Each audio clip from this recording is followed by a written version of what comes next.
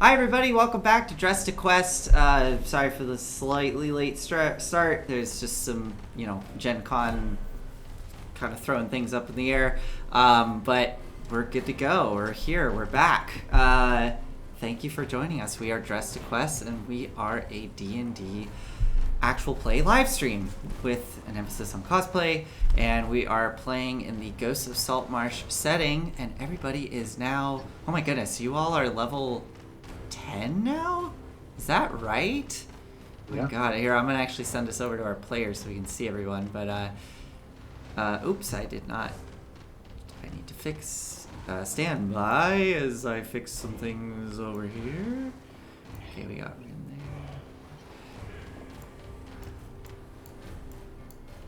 Oh my goodness. I had to do some things.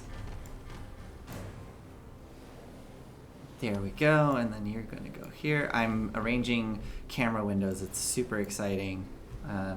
Thrilling, really. Okay, cool. We're good. Now I can send this over so we don't see silly things. Cool. Hi. Yeah, so we're all level 10. And as you'll notice, we have a bigger cast tonight. We're doing a special episode. We're bringing back a cast member for an evening. And we also, some other things are going to happen with some of our other cast members. But before we go and get into that, we're going to see that all play out live. Let's do some intros. And I am going to start us off with our returning cast member tonight. So if you don't mind introducing yourself again, Amy. Hi, everybody. I'm Amy. I play Chinyar. I am a grave cleric. And I am also an Eladrin, and I have been away for quite some time with Volric. And it's good to be back and see everybody. I'm very, very excited. Yes, it's awesome to have you back, and thank you for joining us this evening. And next up, we have Eric. Hey guys, Eric Wahlberg. I'm back, but in my original form. Volric, currently the Grim, as he is affected by the Raven Queen, since she was instrumental in him being brought back to life the second time. He's a Rune Knight fighter and a College of Swords bard. And a quick shout out to our buddy Scottish Jeff, who I now realize, and through social media, it's his name is Jeff McKay, and I actually met him at GaryCon, and he's been following us for quite a while, as well as following me when I was playing on GaryCon for a while. So shout out to Jeff. Awesome. Yeah. Hey, thanks for joining us tonight, Jeff. And next up for our intros, we have Chris. Good evening, everyone. I'm Chris, and I play Ayize Marley, the human Tremitian wizard. And it's good to be alive again. Yay! Yeah, it was hairy. It was a lot going on there at the end. And then next we have Erica. All right. Hi, I'm Erica. I play Rin Swiftbow, Beastmaster Ranger. And every game she summons her Falcon Burt, but last time some things happened, so, well, it's okay. He's here now, and that's what matters. Awesome. And last but not least, we have Space. Hey guys, it's Space. I play Aspen, the Asimar sorcerer. So, Yeah. I can't wait to get into that. See? Yeah. Yeah, awesome. Cool. With all of those intros done, what I would like to do next, since we all leveled up at the end of last session, and we forgot to do it at the end of last session, can we just do a quick little round of rolling for hit points, those of you that are rolling? And I believe, if I start here, well, actually, first let me ask, Amy, no worries if you don't have your character sheet updated. If you have updated it, would you like to roll for hit points? No, I took the standard hit points perfect. in D&D Beyond, which leaves me at 78 hit points. Awesome. Look at that. All right, well then, in that case, Chris, I think you decided to roll for hit points. Is that right? I wanted to, but Yeah. it seems to have updated me automatically. Oh, no. The moment that I went to level 10, It does. It updates you automatically. I had the option for manual, and it said, nah, no manual for you. Oh, no. So, Okay. yeah. Ah, 58 hit points. Wow, look at that! What a wizard! tank. What a Put him on the tank. front lines. Um, one of my players in my other game, real quick sidebar, is a Blade Singer wizard, and he kind of is a tank, only because his AC is absurdly high. But anyways, next up we have Eric. You are rolling for hit points, right? No, I already actually. You already did it! Oh my god! I just did the average. I did the average. I took the Okay. 6. I think it might just be space then, but This is the Erica, most what about you? compelling, most it might compelling be 5 space minutes in only. Twitch history. Yeah, exactly. Erica, did you do average as well? Yeah, I just pressed the buttons. You did. and Okay. Well then, space. It's all on you. On I'm gonna roll another pressure. 2. That's all I roll. Yeah, for hit do it, points do is it. 2. No, it's gonna be good. It's not. It's a Oh. 3. Oh no. Hey. So All I'm, right. I'm at 61. So There I'm you right go. there by you. We we're twins. There you go. All right. Well, Yeah, that those was squishy very twins. silly, but at least we got one in there. Okay.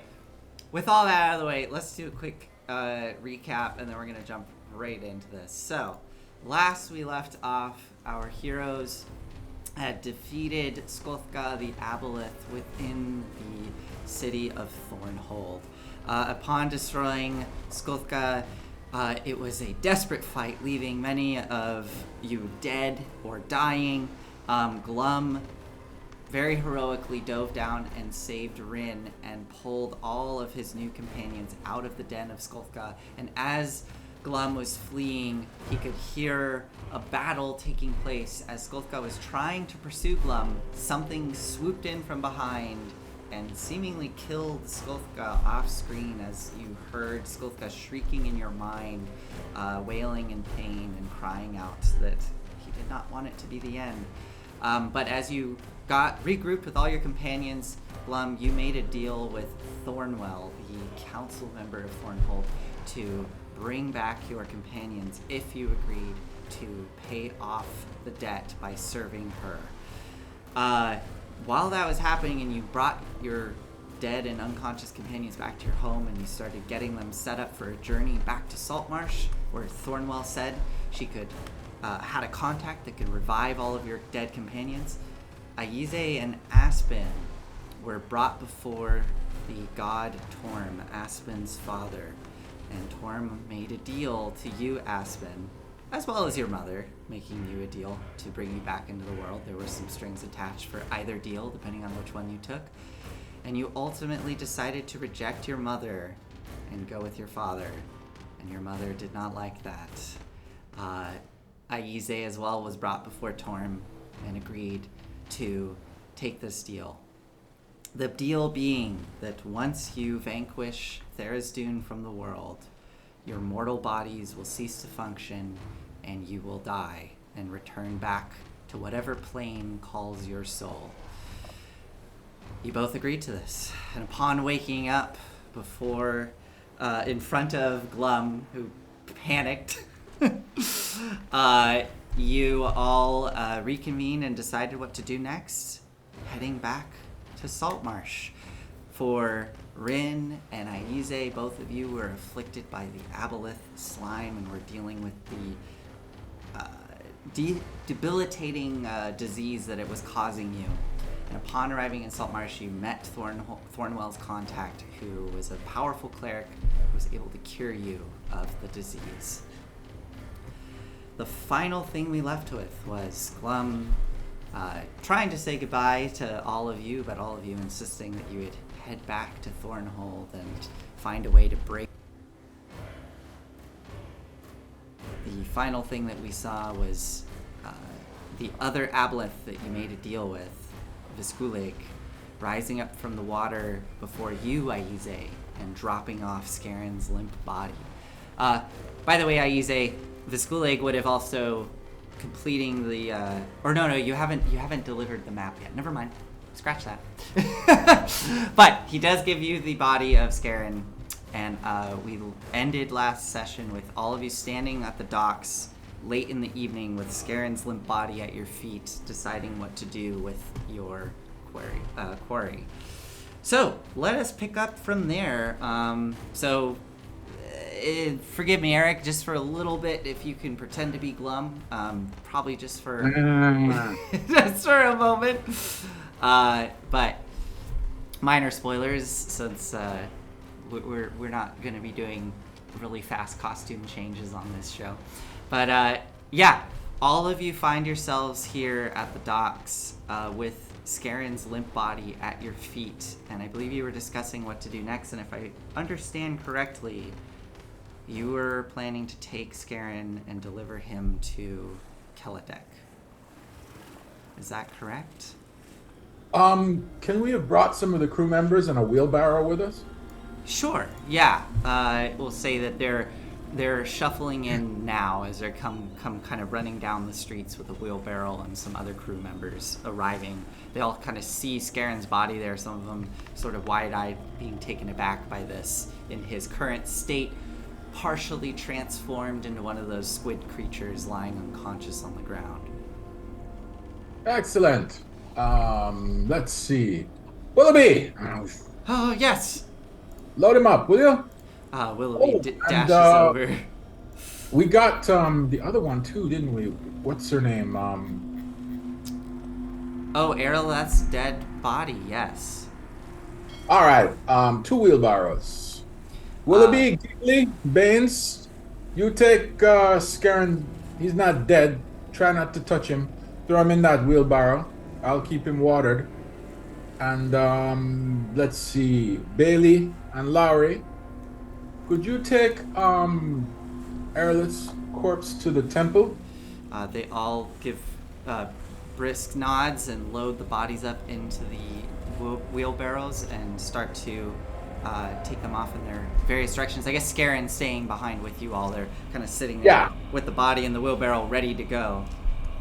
I lean over to Aspen and I said, I'm thinking, we kind of got our restoration done by your dad, so maybe ask the priest to bring back Erleth using what he was going to use on us. We can. I'm not really too concerned about her, but we can definitely ask.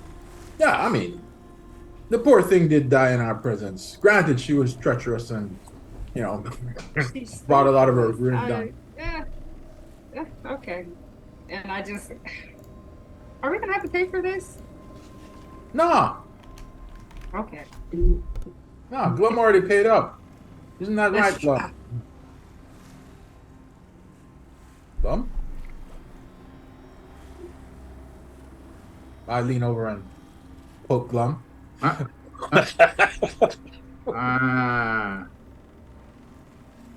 was you could tell there was an of a yes. You've hung out with him long enough now. All right. Okay. Go ahead. Go ahead. Yeah. So the body of Erleth will be taken up to the temple. What about Scarin? Well, we're gonna, if we stick to plan, let's just take him off to Keladek. Okay.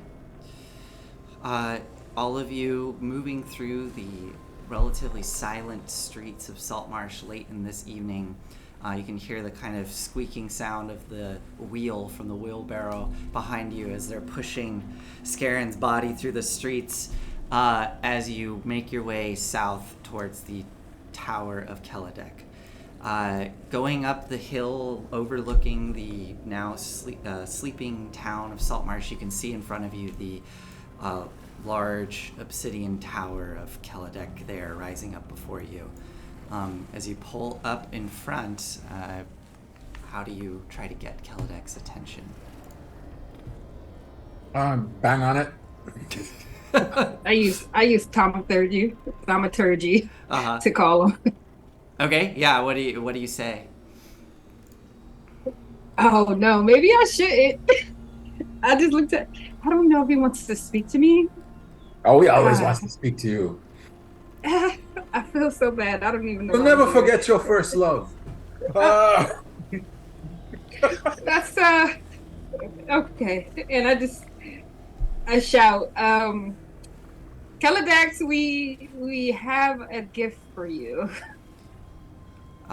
There's a long pause, and then with a brief little flash of light and puff of sulfurous smoke, you see Vakun appear, kind of clinging to the side of the tower, looking down at you all.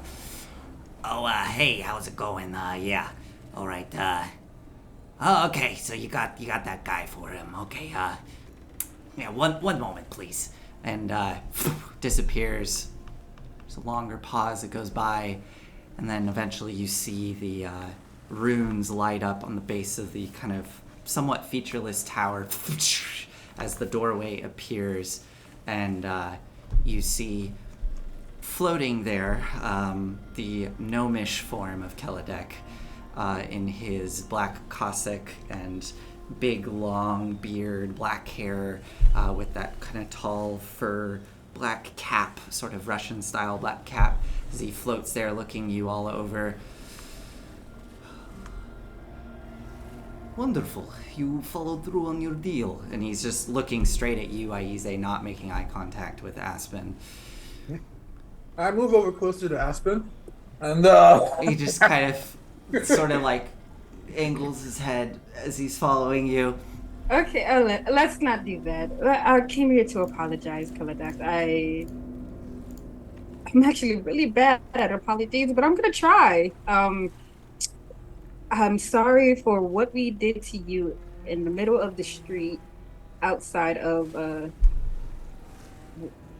whoever house that was. It wasn't personal. It was business. So please accept my apology and take this thing that we brought you. Make a persuasion roll for me. Horrible. go, devil child. Oh, 30! Wow, okay. He lets his eyes drift and make eye contact with you. You see his features kind of soften slightly.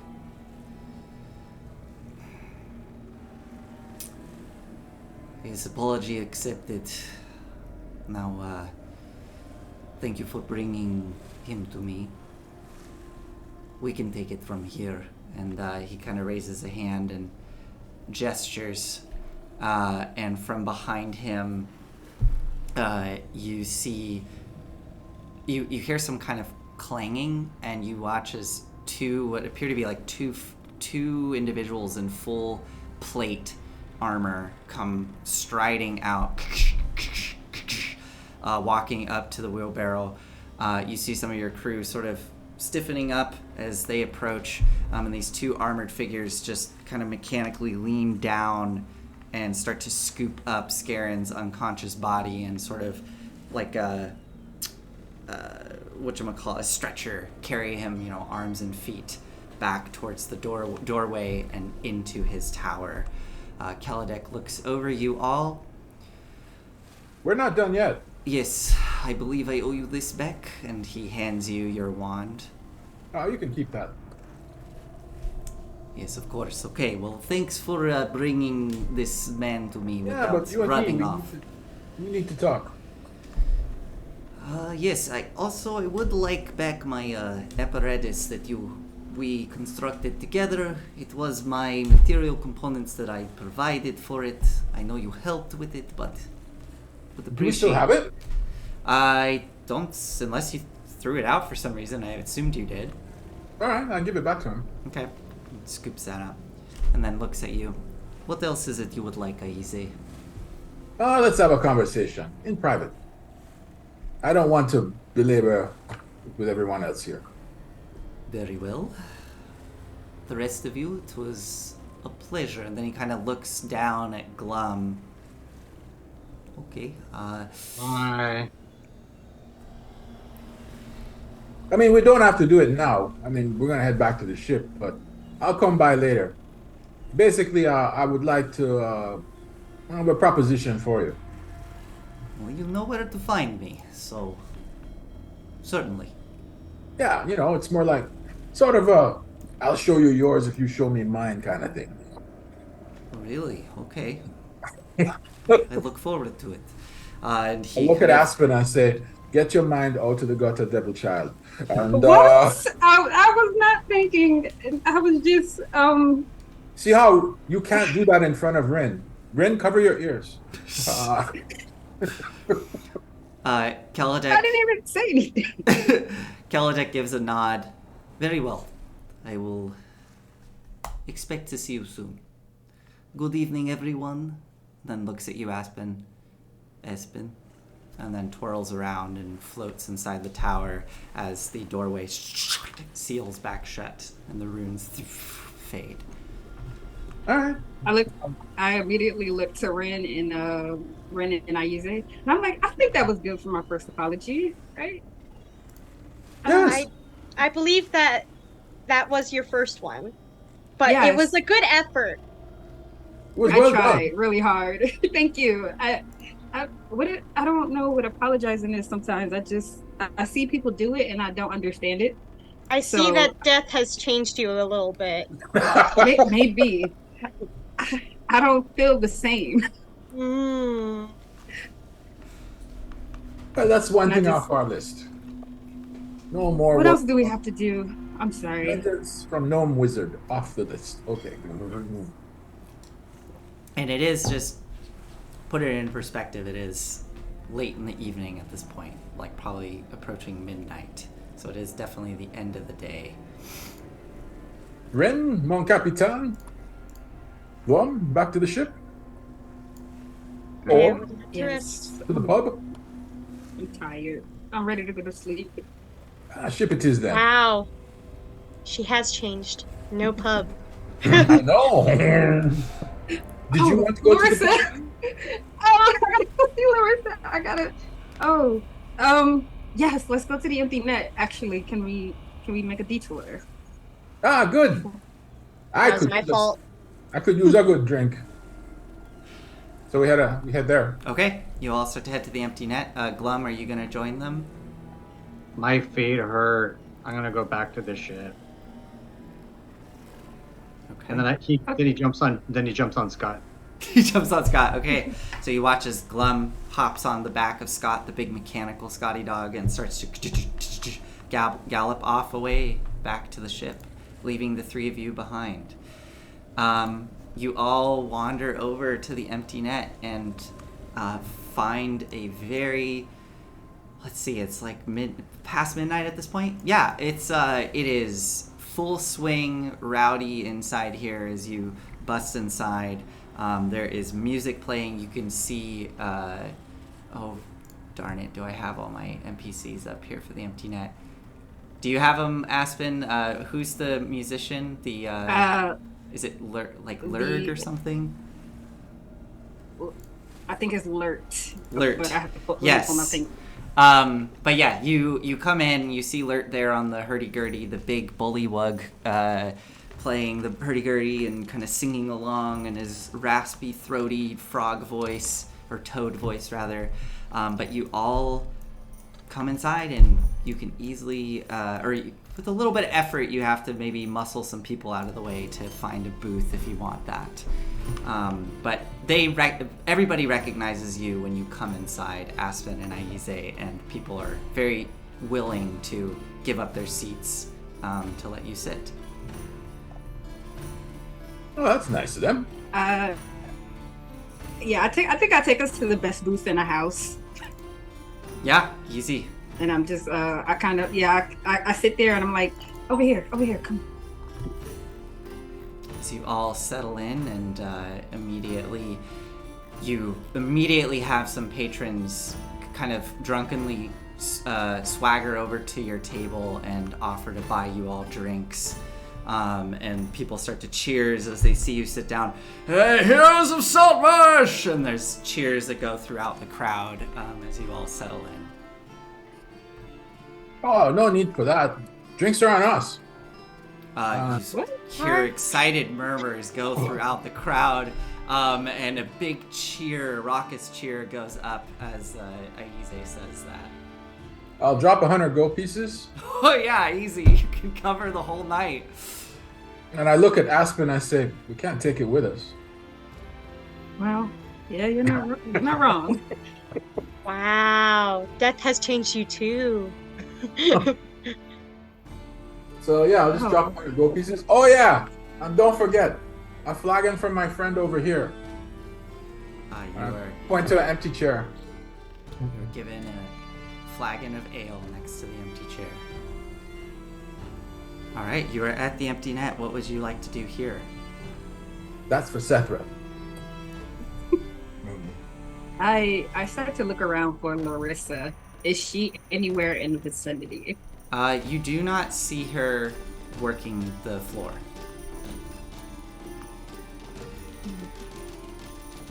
Uh, then I won't. I don't think I will bother her. I knew she's still upset. So I think I just enjoy the night with Ren and Aize. Okay.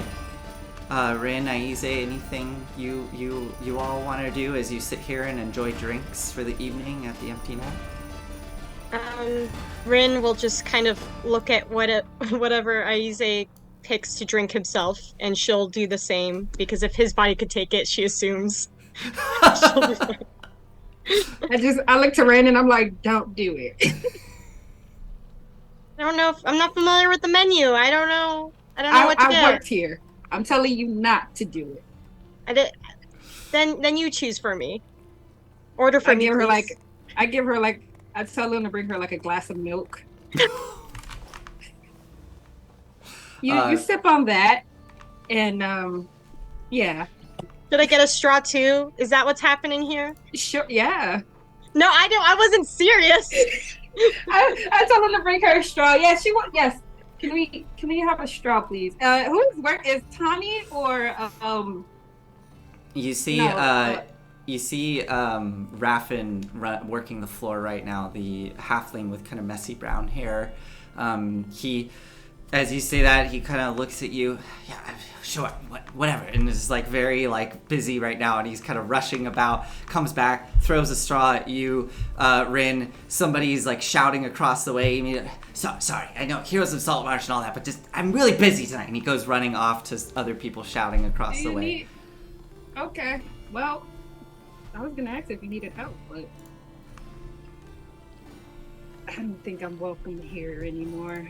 I just looked around and I pushed my one of my drinks over to Rin, very surreptitiously. Being very, very, very subtle about it. Awesome. Yeah, you all can stay as long as you like, and with Aize's 100 gold, you can get whatever you want, and the evening is pleasant, rowdy, and loud, and many people approach you to praise you for what you've done for the town. As a quick ending to the scene, how late do you think you all stay? Do you all stay and get drunk, or do you just stay for like an hour and then head back? I get tipsy because I'm going to be busy tonight. I'm Okay. going to be casting a dream spell. Okay, awesome. You shouldn't drink and dream. Probably not. That'll be fun. What about you, Rin? How late do you stay? She probably just hangs around Aspen, but with the straw, she kind of hid that she mixed some of the drink, so she's just sipping it with her straw. Awesome. Oh God, that's yeah. Okay, are you? It's like you're disgusting. pouring Like, it. this is so good. I was gonna say, are you pouring it into a glass of milk? That sounds terrible. She just wants to fit in. Yeah. I'm drinking. Aize is drinking the same stuff that he always used to drink with Sethrath. Amazing. So, yeah, it would melt. It could chip paint. Yeah. Yeah, it's rough, Rin. It hurts going down. And then Aspen, how about yourself? How late do you stay? I think I stay late enough to where we're about like the empty net is about to close, and I kind of wait around for Larissa to see if she comes out of her office or if she's like anywhere in the empty net where she's at. Make a perception roll.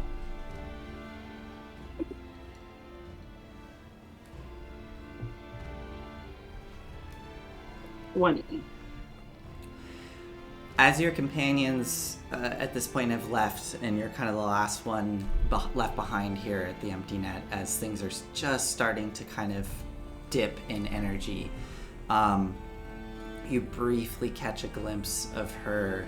I'm trying to remember where her office was. I think it's towards the front. There's a door that, her office is at the back of the empty net. You briefly catch a glimpse of that door leading to her office, opening a crack, and you kind of see her peering out into the space. She does. I think you both quickly make eyes, like lock eye contact for just a second. She kind of looks at you for a moment, and then closes the office to go back. Oh, that hurt. Yeah, I think I will probably, before we will leave, I would try to talk to her. Can I make a perception check on Ren to see how she is throughout the night? Make an insight check, yeah. Insight, okay. It'd be funny to roll to see how affected Rin is. Make a Constitution Oh yeah, saving no, throw. I don't notice. All right. Oh no. Come on, you got this. Rin's doing great. 18. Yeah, Rin is just enjoying that milk. The evening kind of comes to a close, and Aspen, you want to try to slip over to the office and see if you can talk with Larissa? Yes. Yeah, I mean, as things are settling down, you're able to slip behind the bar, and that's not unheard of. You work here, so as you head behind the bar and start walking towards that door, you do feel like a small hand sort of catch you on the thigh, kind of, and you look down and see Raffin there, and Raffin's sort of looking at you. Hey, Aspen. Larissa needs a bit more time, if you don't mind. I understand. All right, just tell her. Actually, just give her this, and I give him the letter that I wrote to her. Takes it, kind of looks down at it. Not for your eyes, Raffin. Yeah, I know. Go, give it to her. Okay, I'll do it right now. And he scuttles away and slips in through the office door. All right, Aspen, are you gonna head back to the Diora? Yeah. Okay. I kinda, yeah. As you all retire to the ship at the Diora, Aize, you settle in for the evening and you want to cast Dream? Yes, indeed. Okay. Whatever time is convenient. Yeah, who are you contacting as you settle into your chambers and begin the ritual? Okay, prepare the components, get them ready, and I say, Chief Librarian Farouk. Okay. And then, good night, Archive. And then Good night, sir. I settle down, go to sleep. Okay, as you drift off into sleep, what landscape do we start to see form around Aize? I'll conjure up the city of Alagan on the coast of Termish, where the great library is, and my favorite cafe with a Okay. view of the sea. And let's make it late afternoon, so it's the cooler part of the day. And I'm sipping on some coffee. Okay. And I'll at a table, and wherever Farouk appears here, he will be in the cafe. You sitting there enjoying the coffee in this dream state, it's your dream. If you All right, want and I put Farouk in the chair across from me. Well, I was gonna say, if as you sip the coffee, if you want it to be the best coffee you've ever had in your entire life, it can be such a thing. As you sip it, it is exactly what you want it to be. It's what you remember, although that may not be accurate, but it is just filled with flavor and warmth as it goes into your mouth, and you can see the twinkling sea, or the sparkling sea out before you, and then you hear from behind you a kind of chuckle. Aize. And as you twirl around and look, you can see Farouk standing there in all his glorious robes, looking down at you with a bright smile as he kind of twirls around the table and settles in across from you on the other side. Yes, I've gotten stronger. This is remarkable. I'm impressed. Yes, this is the good news. Now I'm going to... Do you want the good news or the bad news? I imagine the bad news has something to be with no shipments coming through in the past 6 days or so from... we have not been able to reach Captain Zendros, and it seems that we can't send anything through the teleportation circle. About that. And then I start from the beginning. Yeah. I'm not going to eat up all the time. Of course, yeah. Tell him everything. And you watch as you regale him with this recap of everything that has happened. His face going from cheery and kind of happy in this warm sunlight to just becoming more and more cold and stony and serious. And strangely enough, the weather in the dream shifts from a nice afternoon day as a thunderstorm starts to roll in and the sun is covered by clouds. So I'll just do brief little vignettes and say, so yes, the tiefling temptress stole my lobster, and she's secreted in the Thayan embassy, but the plan is to go back there and retrieve Sherm. But we have this whole business with Thera's Dune, which once it's resolved, I expect I'm going to drop dead, as I explained, which is unfortunate. But it was vitally important that I let you know that our network is compromised and Zendros. I was hoping she was like a triple agent or something, but from the expression on your face, Farouk, I take it that this was unexpected, which means she's a traitor to the library. She is indeed. Yeah. This is very, very bad. Did you ever ask for the location of the apparatus of Qualish? I mean, she told me. Did she ever ask us for it? You're wondering. Well, she told me the library wanted it. We've been very curious about apprehending it. There's been a lot of activity happening across the Sea of Fallen Stars in Thay, to be specific. And we've noticed a lot of naval activity along their coast, and when she's been with us for many years, and she came to us one day speaking of this apparatus and how it could aid us in our defense against Thay if they were to try anything. It could help us in spying in on their country, especially along the coastline. I can see now why she was asking about it. Well, I am filled with so many emotions right now. But thank you for all of this. I just wanted to make sure, after dying, I thought, wow, but Farouk won't know. So I thought I'd get this out of the way before heading back into the fray. And I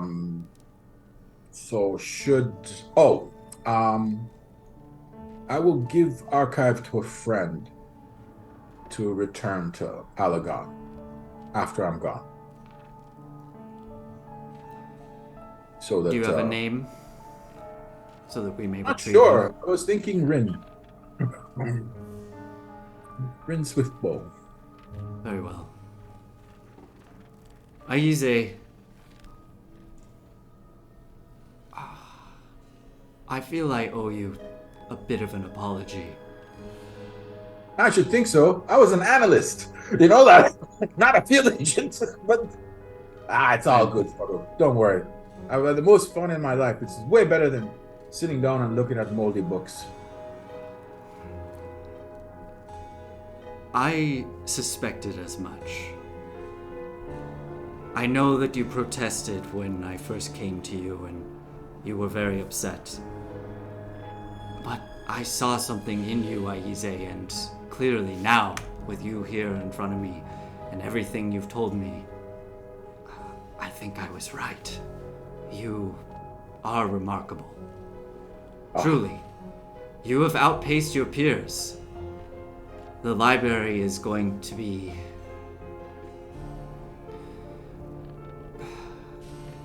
This is a tragic day.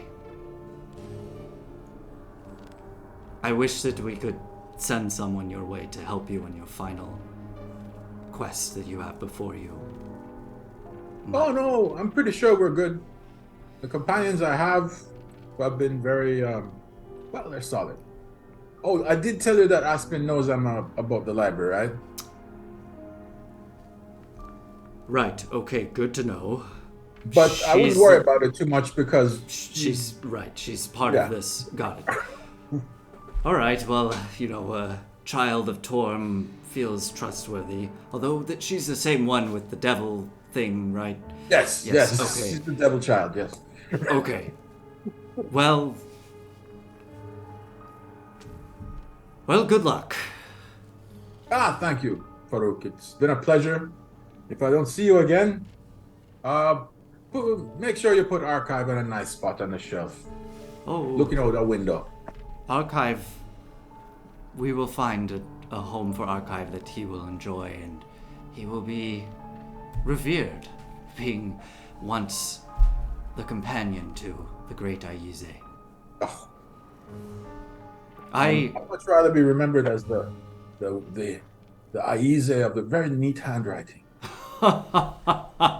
Well, that will be in there too.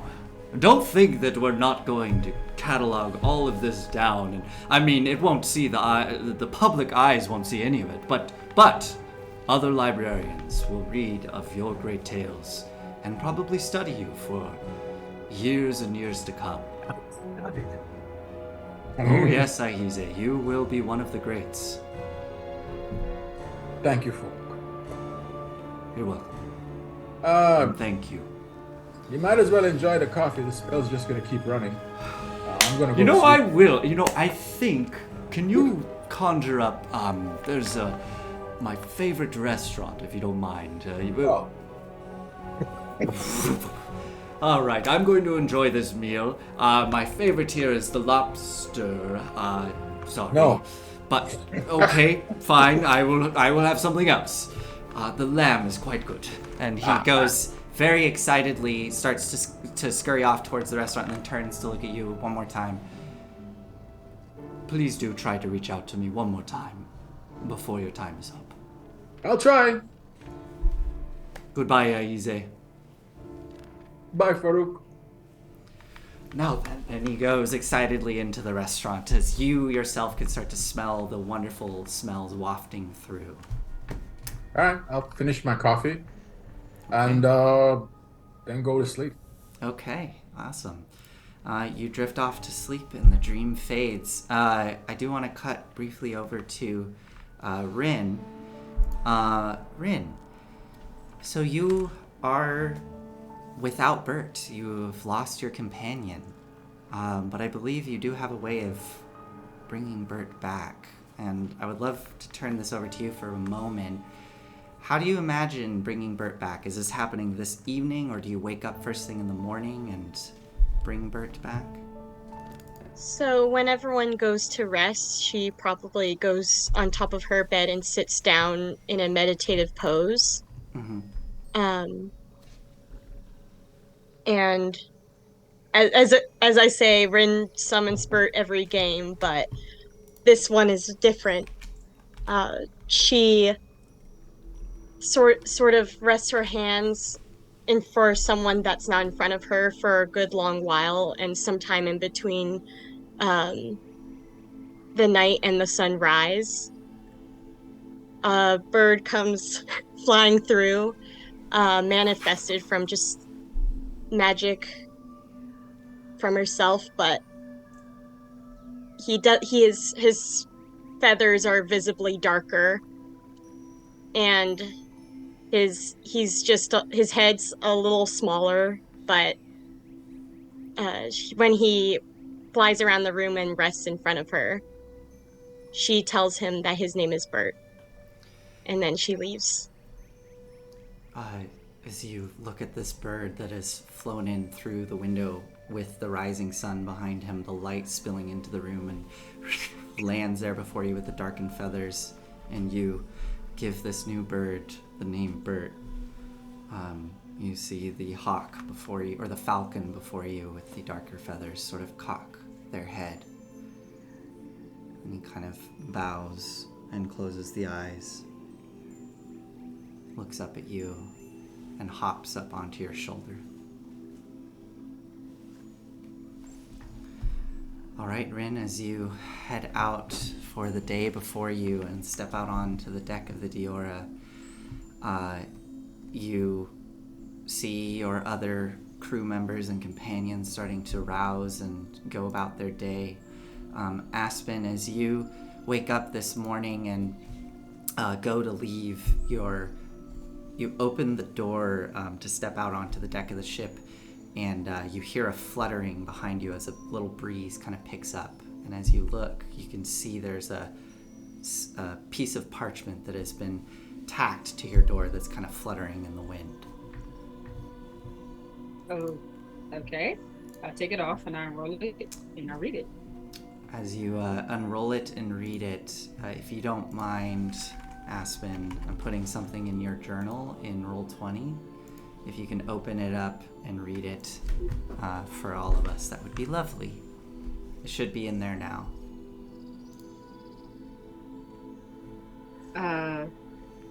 I think once I start to read it, I'll go and gather everyone. Okay. So I use a Ren. And once I find them, I think that's when I start to read it out loud. Says, Aspen, I use a Ren, and Bert. I've been told I'm bad at goodbyes. I disagree. Goodbye. Glum. P.S. Take out the Thurston fella. He sounds like a real jerk. And I think after I read that, I kind of just hand it over to Ren and Aize. And I think I step back and I kind of take a deep breath. I feel like everyone we meet just leaves us, and this is kind of, I think it's making me feel something that I don't normally feel. Ren, what is this? What am I feeling? It's missing someone. I don't like this. That's sadly not the first friend I've had with a note only to remember them by. But this guy, but luckily he's going to be somewhere where we could find him again. But I think he's right. He is a real jerk, and we gotta work together. He's great at goodbyes. He is. I kind of just looked at Aize. And what are we gonna do about our daily jokes? I know. No more knock knocks.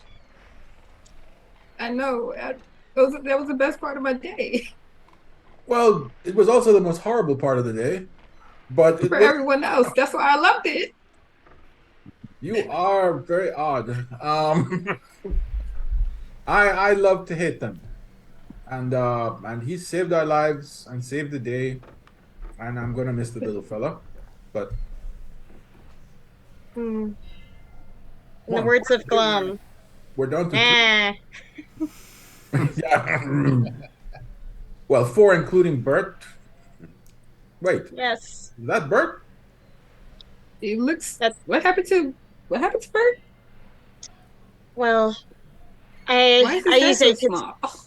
yeah, Aize could speak for this because he was witness to it, but this is not the first time losing Bert, but the difference is I was gone this time as well. So Well, you could still call him Bert, but he's new to you. So I hope you like him just the same. See the falcon cock its head. The feathers are definitely darker in shade than the original Bert. The falcon just kind of looks straight at you, Aspen, with these piercing gold eyes. Bert was nicer. I don't like the way this one looks. Um, I just kind of step back. He'll grow on Why? you. He's not purple. I Uh, just I looked at you. as, What? I don't like this feeling. I felt this way when Shanier left. I felt this way when Shifty left and Ulrich, and I Yeah, just people feel go. like, yeah, but people, as I don't Aspen know. is having this moment, all of you suddenly hear this loud sound of almost like steam escaping, this loud like and you see a huge almost spray of mist and water that shoots up next to the ship. And you hear a bunch of shouts from the crew and people leaning over the side and pointing. And you look over and you can see just beyond the deck of the ship, down in the water, something large has just breached the water and dove back down. And just beyond it, you watch as another large creature breaches the surface, and a huge tail, which looks to be from a whale, comes rising up and splashes down, cascading water up into the air, catching the glint of the morning sun. And in that moment, as crew is shouting and running to the edge of the deck, as these two massive whales come riding up alongside the ship, you watch as the one closest to the ship rises its head up, another burst from its blowhole, and resting there on the back of the whale, kind of clutching to it tightly, you see Duthine sort of pulling like some of her hair back and looking up at you and waves up at you. The second whale comes breaching up next to that one with another burst of water and riding on the back there, holding on to it tightly, you see the armored form of Volric with the mantle of the manta ray cloak draped off the back, and riding just in front of him, you see Chenyar there riding on the front of that whale. As you all surface, Volric, Chenyar, and Duthine, to see your companions there on the deck of the Diora, riding atop the backs of these whales. They have No, returned. that's not something you see every day. Welcome back. Hi. You guys will notice immediately Chenyar looks different. Aspen, you will notice that Chenyar's hair is no longer white. She no longer has the sunken-in eyes and the frozen tear down her face. Her hair is brown and her skin is of a warm, like peachy color. And she's all like smiles to see you. I think, yeah, I think once I see Shinyar breach the surface of the water, I immediately jump in the water. Okay, diving off the side. Yes, and Chinyar seeing this will immediately jump into the water following Aspen and swim as fast as she can. And she's just laughing and swimming towards Aspen. Ise is rolling his eyes and saying, "Oh, good Lord, get a room." And um, yeah, I mean, it's this joyful moment as you both embrace in the water. Aspen, I think in just a brief moment as you kind of embrace with Chenyar and sort of and let go, and you kind of have this realization of like what is happening before you, you are resting there in the water next to these two massive whales. These whales are probably 50 feet in length, big, slick, sort of dark gray skin. You can see barnacles clinging to the sides of the snout. And as one of them sort of rises up, you see this massive eye, probably as big as like a melon, just open up before you and stare right at you and Chenyar as you're there in the water embracing.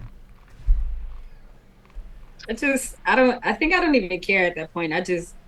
hug Shinyar as tight as I can.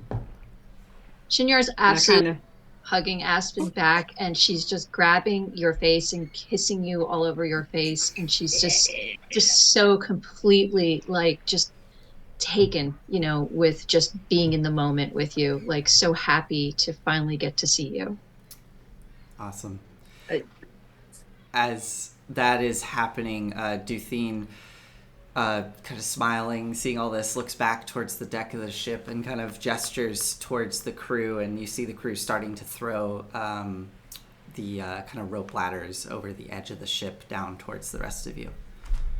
So, DM, how far are we down from the ship, like feet wise, Aspen and I?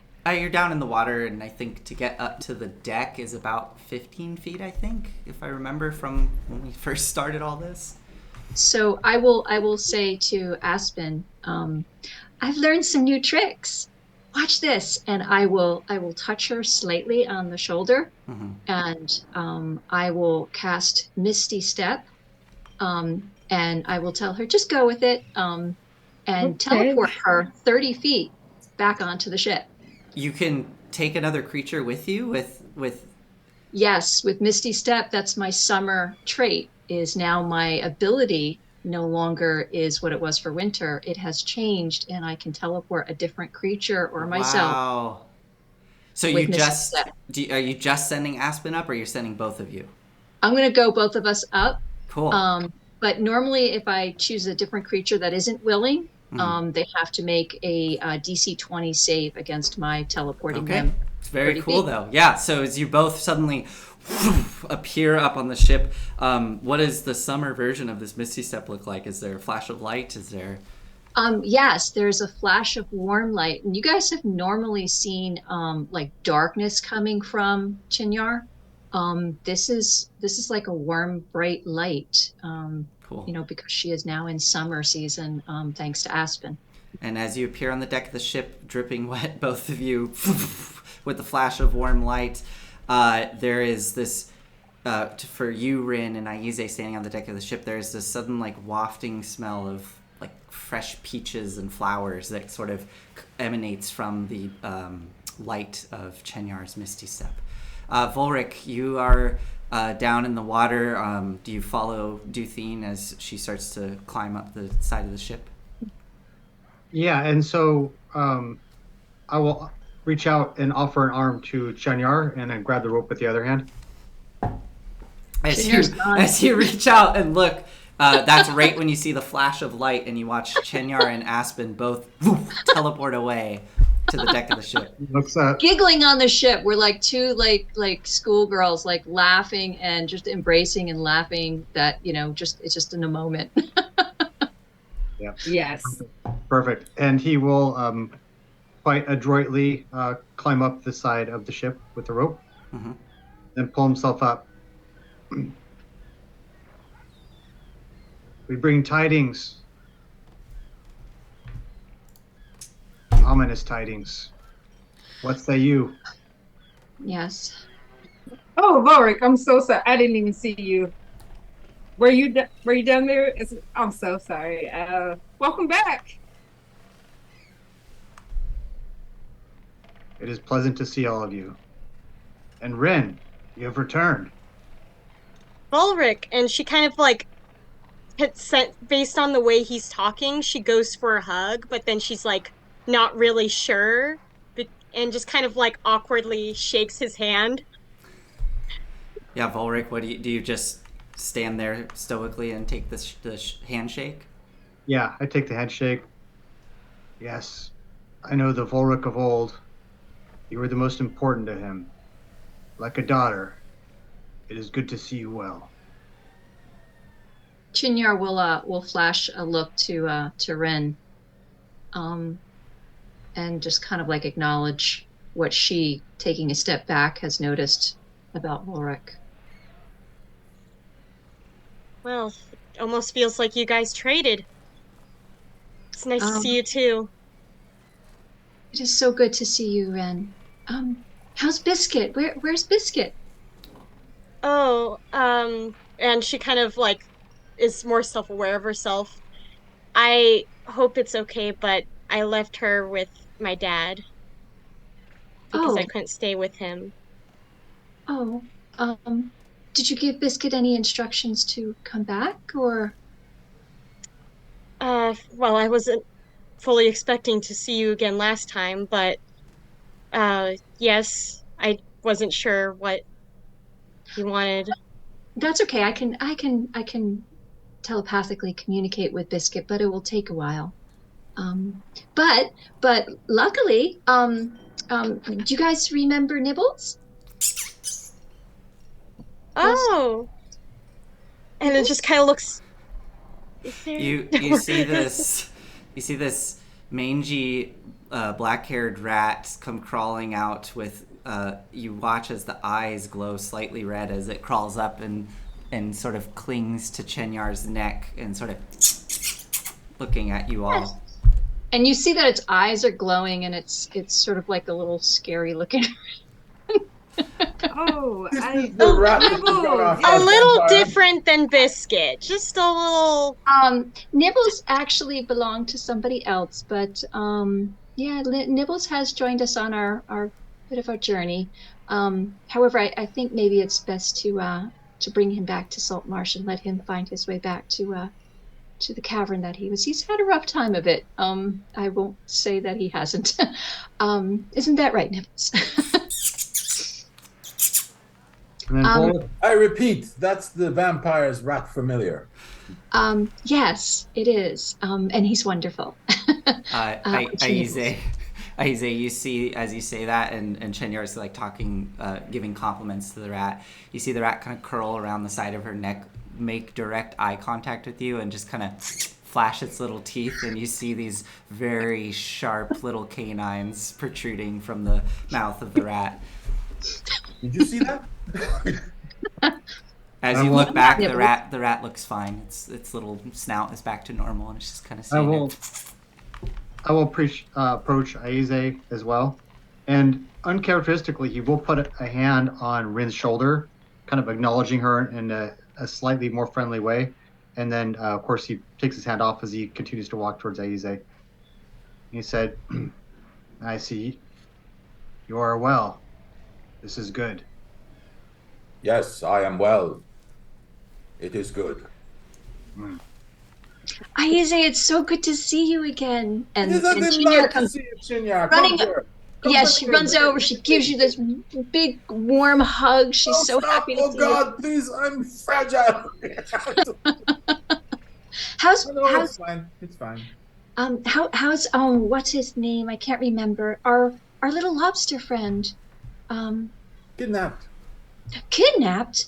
No, that's not his name. That's what happened to him. Oh, yes, I got that part. But that was good. The tiefling temptress. I'm absconded with him, but we know more or less where he is, and I'm hoping to recover little Shern. Little Shern. Shern. Oh, that's right. It was Yes. Shern. Shern has a Very radiant smart. aura around him that can dispel gloom and make people feel good and hopefully loosen up. And I'm staring at Volric the whole time, and, and maybe restore some joy back into their temperament that was lost due to repeated death or something. But not very happy to see you, Chenyar, and you too, Volric, and you too. The We pleasantries. should catch up. I'm sure you have news for us, and we have news for you. Yes, yes. Let's We should definitely think of the catch up. mission. And she will walk over to Ren. She'll give her a warm hug and say how happy she is to see her. And then she will walk back over to Aspen's side, kind of hold Aspen's hand and just squeeze it very tightly. And then continue to have a concerned look over Volric and look back to the rest of you. Okay. Captain's cabin, mon capitan. Yes, but give me a second because I have to go tidy up, and I just run off with Shinyar because she's holding my hand, so I'm running off with Shinyar. I'm gonna go Let's wait a clean while. up the. No. So Aspen and Shenyar run into the captain's quarters, and time Oh. passes as Aspen cleans up the captain's quarters. Duthine, in the meantime, Is has that a kind of. euphemism? I'm the dungeon It master. wasn't. I am a non-biased, omnipotent observer that just states the facts as Aspen disappears behind the doors with Chenyar, and Duthine kind of. Can I ask what exactly happens? Can we please tell the audience exactly what The happens? door closes. You all wait. Time passes. We hear Duthine, laughing. yeah, Duthine, kind of anxiously next to you, Volric, kind of looks at you, Volric. They're taking too long. Can you just can one of us just knock on the door? We really do need to cut to the chase. Ooh. No. We have a Right. lot that we found. Yes, that's good, but be patient. I mean, she's the captain of this ship. She kind of rejected looks at you, Volric. I nod and I start walking towards the cabin. Okay. I wouldn't. You get to the cabin door, Volric. What do you do? We must speak, all of us, I say through the door. Chenyar and Aspen, you hear that on the other side? We do. I I am actually cleaning up the room. I let Shinyar's hand go, and I'm picking up like dirty laundry, and I'm fixing the bed, and I'm getting the desk. I was actually. I believe cleaning you. up. I believe you. And I just looked at Shinyar. I'm sorry. It's been very chaotic since you left. It's fine. We It's have a fine. lot to talk Very- about. We do, and it's very funny that you were so concerned. I'm laughing hysterical. So then Chinyar opens the door. Aspen, she looks back. You good? And she opens the door and she says, yes, we do have a lot to talk about. Aspen just wanted to get things tidy. And she opens the door. Okay.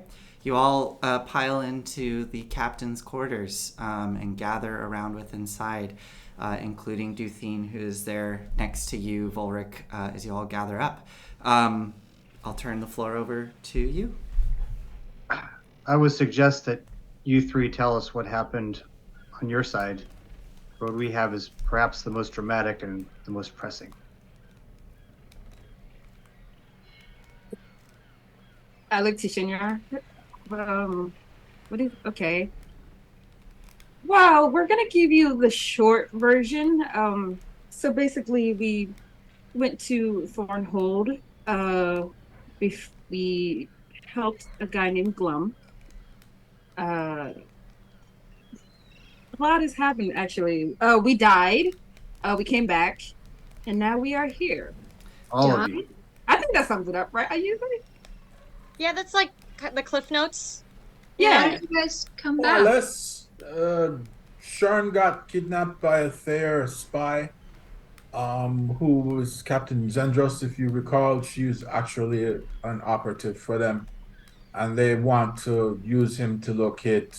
Actually, I don't know for sure why they took him, but he knows where the apparatus is, or more accurately, that part of the ocean where there's massive amounts of strange arcane energies and old artifacts. How have you all returned, and what was it that slayed you? Oh, go ahead, Rin. Yeah, so I was mostly dead. I almost became one of those terrible mutant sea monsters. But then our friend Glum managed to retrieve my body alive. And for the rest, we may or may not have taken on a task a little bit bigger than we could chew, but we won. In the end, we are also dead when it happened, but results. Someone else talk for me, and it's just like dig a deeper hole. How did you come back? Did It somebody varied. raise dead? No. Not exactly. Oh. It was her dad. Oh, that's good. That's good. Why do you look as if it's not good? It's not good. Uh-oh. We made a deal, or I made a deal. with my father to uh come back. And the deal was if we when we defeat Tharizdun, um I get to return home to Mount Celestia. And he asked me if Aize would want the same deal. And I told him he had to bring him. So he did, and Aize took the deal. So when we finish, we will cease. We will die.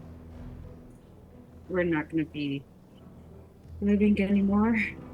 So Oh, You're dying? No, not never. exactly. Here's how it works. We're never going to fight Thera's Doom again. I'm We kidding. run off into the sunset. I like that idea. Sorry, so I but just.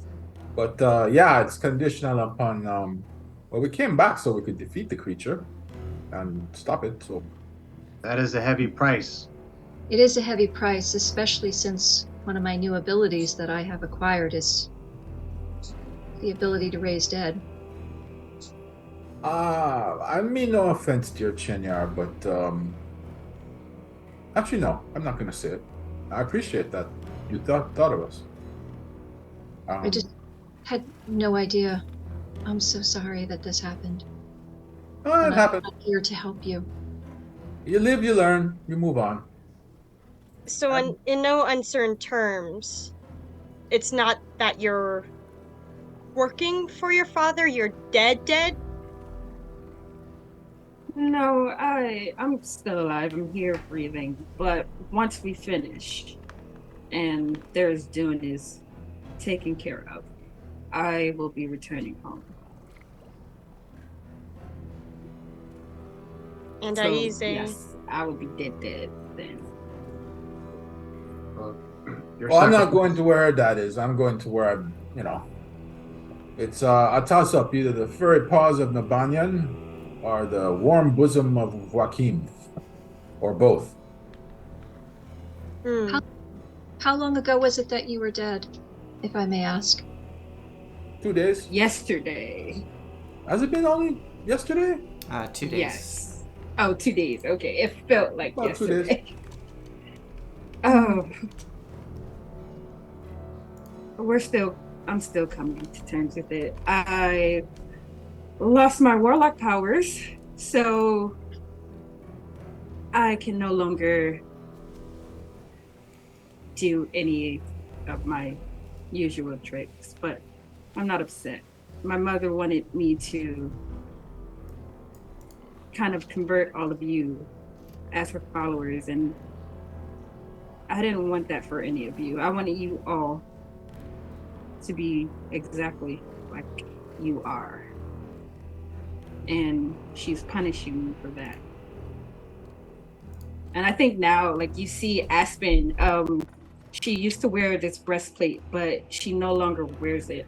And you see on her hat, especially where that symbol of Azrael was, you see now a fist, like a gauntlet fist. I think my father gave me back my powers, and I feel pretty different. I'm not sure. And I kind of just give Shinyar a sideways hug, and I kind of pull Ren into me as well. But I think everything is going to be okay, right? It has to be. Your dad gave us a bit of a boost too. Well, that was a great sacrifice. Well, we're stronger in some ways than we were before. It is a tremendous sacrifice. Oh, And I would do it again for all of you. Not to minimize the sacrifices that we speak of, but if Tharizdun can be defeated, the world has been saved. Each one of our lives, all of our lives, are insignificant to the mission. I'm sorry for your loss, but it is good you are back, because Tharizdun must be defeated. It may be a good time now, for Duthane to explain what happened to her people. And I can tell you more. I turn to Duthane. Yes, thank you, Volric. So, as you all are well aware, Volric and Chenyar agreed to accompany me back to my home to try to track down whatever it was that came and consumed the survivors. When we arrived in my city, it was still a ruin, much like I left it. But I was able to follow... there's not really tracks under the ocean, but there was enough of a trail of destruction that we were able to follow it. Follow it along the great trench that runs along the edge of my home. We followed it for a full day, and we came to the base of some great stony volcanic isle. There were vents of steam and glowing hot magma that I could see descending far down into the deep, and that is where the trail continued. Unfortunately, we could not follow it to its end, for it went far and deep down into this trench. Beyond what is safe, we would need... Well, my people has a way of dealing with great pressure. I can craft a potion for us all to take that will make it safe for us to dive at such depths. So, we decided to rest at this island until I could gather the necessary resources. And while we were resting there, this great spire of obsidian and rock and ash and smoke, we saw lights on the water. We saw a ship approach this island, deep red sails with some sort of symbol on it, and Volric, I believe you recognized where this ship hailed from, yes? The symbol was that of, what was it? So, Nathan, real quick, are we speaking of the second ship or the first ship? The first ship. Oh, and I do forget my notes as to what location specifically. That is okay, yeah. Yeah, I got all the rest. Yeah. She goes, I believe you said it was the nation of Thay, is that right? Yes. Thayan, yes. Right, yes, Thayan ship. We saw a Thayan ship approaching, and that's when all hell broke loose. Yes. There was another ship that you spotted, Volric, if you want to take over from here. Yes.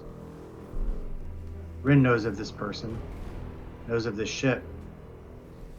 It was the Tamarat. It was the ship that I once captained while I was here in Saltmarsh.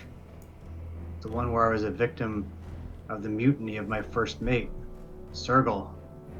Sergal, who later became one of the most vile and legendary pirates. Who thought he was gone, but when you don't find a body, you can expect that they're not gone. And indeed, he lives, and his ship and his crew are intact. They overran the ship from Thay. Of course, we did not engage it. Yes, it was quite a sight to behold. Volric's old ship seemed to move with unnatural speed. It came out of the smoke and the ash. The ash itself seemed to obscure it like it was some sort of animal or beast working with it. And that Thayan ship was torn to shreds. We did see some survivors dive over the side, but they never came to shore. It was at that point that we decided we needed to come back to gather friends, resources, and try to... If you are all are willing and able to help. I know that Volric and Chenyar are here with me, but I would very much like to head back out, and I would like to go down into that trench and see what awaits us below. Yes, you are needed. All of you. And this ship. A Thayer ship? This ship. The Diora. No, I mean the ship that you spotted. You said it was there. It was the Yes, Tara you speak of? there were 2 ships, to be clear. Right. One was belonging to the warlock who served Thur's Doom, and the other one was a Thayer ship. Yes, that one was Well, that scans. destroyed. I think the first ship had Shern and Zendros on it, and they're using Shern to guide them into the pit. That's only because Shern did mention that he thinks that he was being moved. You talked to Sharon after he was abducted? Yeah. I can talk to anyone. As long as they're in the same plane. Well, almost anyone. When was Some people this? don't want to talk to. But I don't think any have survived, perhaps captured. When did you speak to him? to Shern? Yes. Oh, about a week ago. No, 5 days ago. How long have you been gone, Nathan? You've been gone for 6 days. About So 6 to 7 days. How long ago was it that we saw the Thayan ship? About 3 days ago. Okay. I suspect that he's dead or captured now. Probably dead. Well, I can check up on that. And he was always captured. I don't imagine Zendros would kill him out of hand. No, not if she needs him. No, they need him to guide them there. Then most likely he's still alive. Maybe he can tell you, or you can ask him if he knows where they are. I can and ask we him track tonight. them. It's been a while since I've done the lobster dream. But yeah, I can ask him tonight. A lobster dream? Oh yes, I'm Junior looks a little like,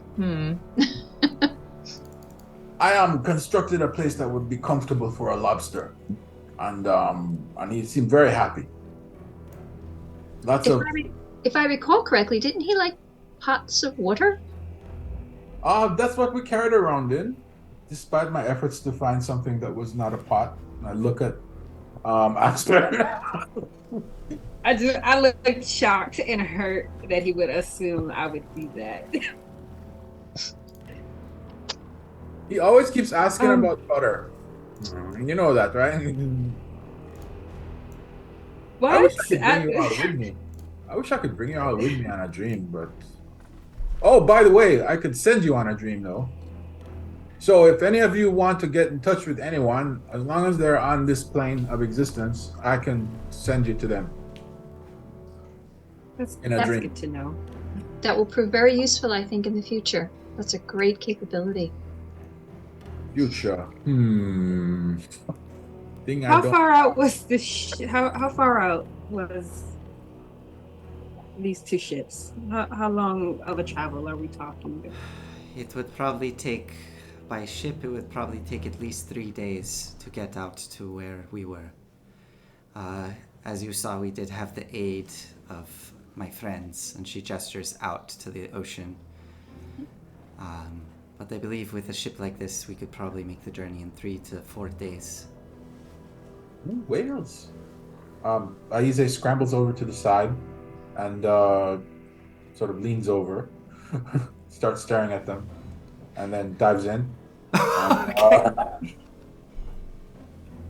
And you hear Bubbles pop up saying, "May I examine you?" So as Duthine is wrapping up this intense recap of what had happened, Aize very excitedly dashes out of the captain's quarters and dives over the side of the ship down to join the whales.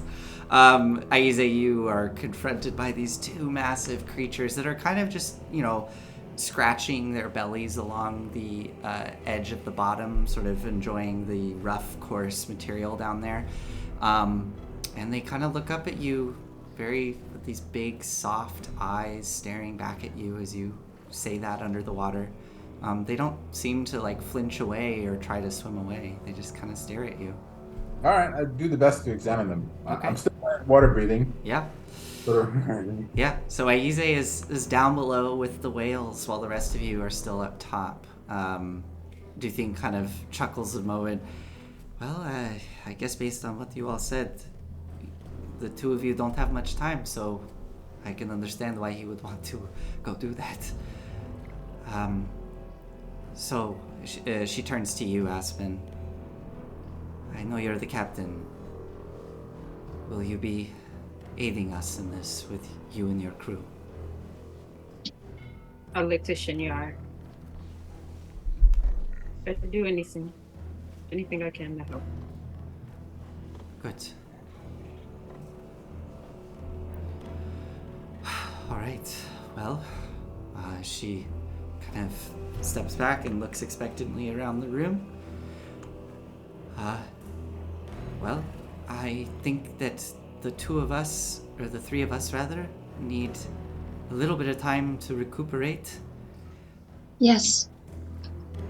I need to get some spell components too before we set sail. And I think I'm going to just take some time to myself to reflect on what's happened. If you have need of me, Duthane, let me know. Yes, of course, I will, Volric. Thank you. Once you rest, Tuesday, maybe we will grab a meal together before we turn in for the night. I would like that. She looks to you, Aspen.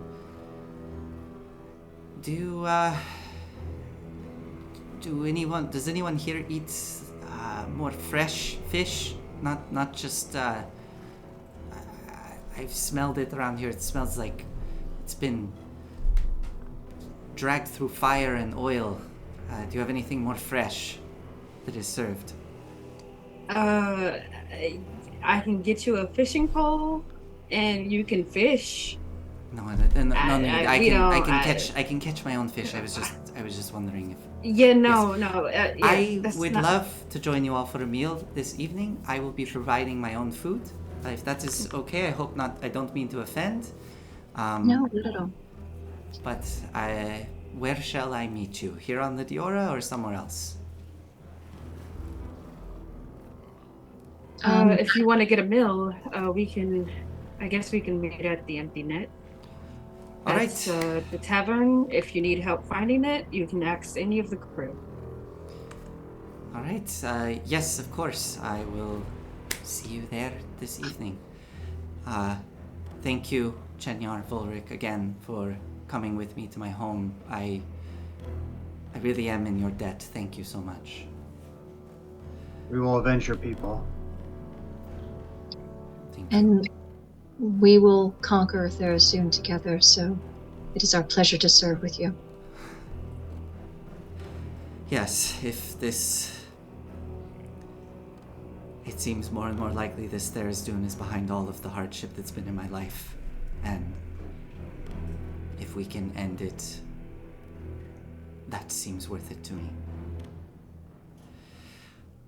Okay, I will see you all this evening. Excuse me. And she bows and exits, dives over the side of the ship. Aize, you hear a sploosh behind you, and you see Duthine sort of dolphin kicking off across the bottom towards one of the whales. She spots you, waves, and swims up to the whale that's furthest from you and kind of gives it a gentle pat, and then swims off into the deep. So, what would you all like to do now? You've gathered all your companions together. You have this new information before you. We're going to go on break here in just a moment, but I kind of want to get a sense of like... Actually, you know what? This is a perfect time to take a break. I just realized. Sorry. As she swims off into the deep, Aize there examining the whales, which are patiently allowing him to do so. The rest of you in the captain's quarters with this new information in hand, deciding what to do next. We're going to take a break there. We'll be back in 5 to 10 minutes. Thank you for joining us, and we'll see you very shortly. Bye. See you soon, guys.